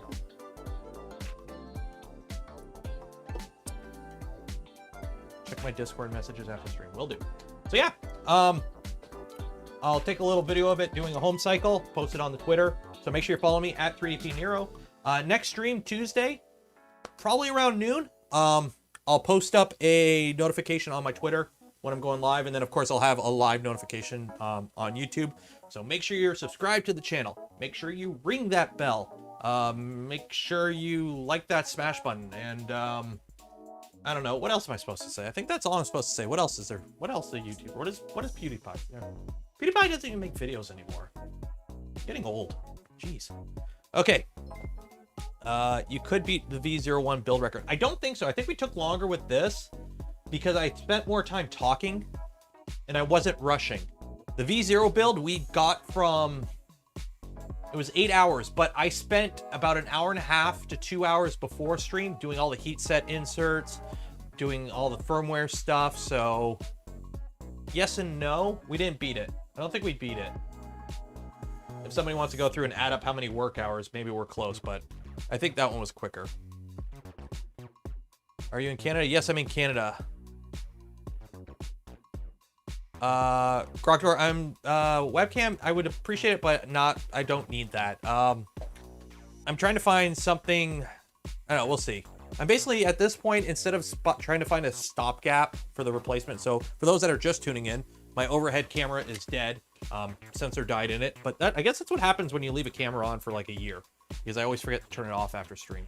So instead of getting like a stopgap replacement for the up head cam, I'm just going to do what I was planning to do like at the end of the year and upgrade this camera to something better and then put this camera up top. So hopefully we can do like 4K streams in the future, maybe. So we'll see. So I'm going to call it a night there. For those that joined the stream, you guys are awesome. For anyone who donated to the stream or became a channel member, you're awesome.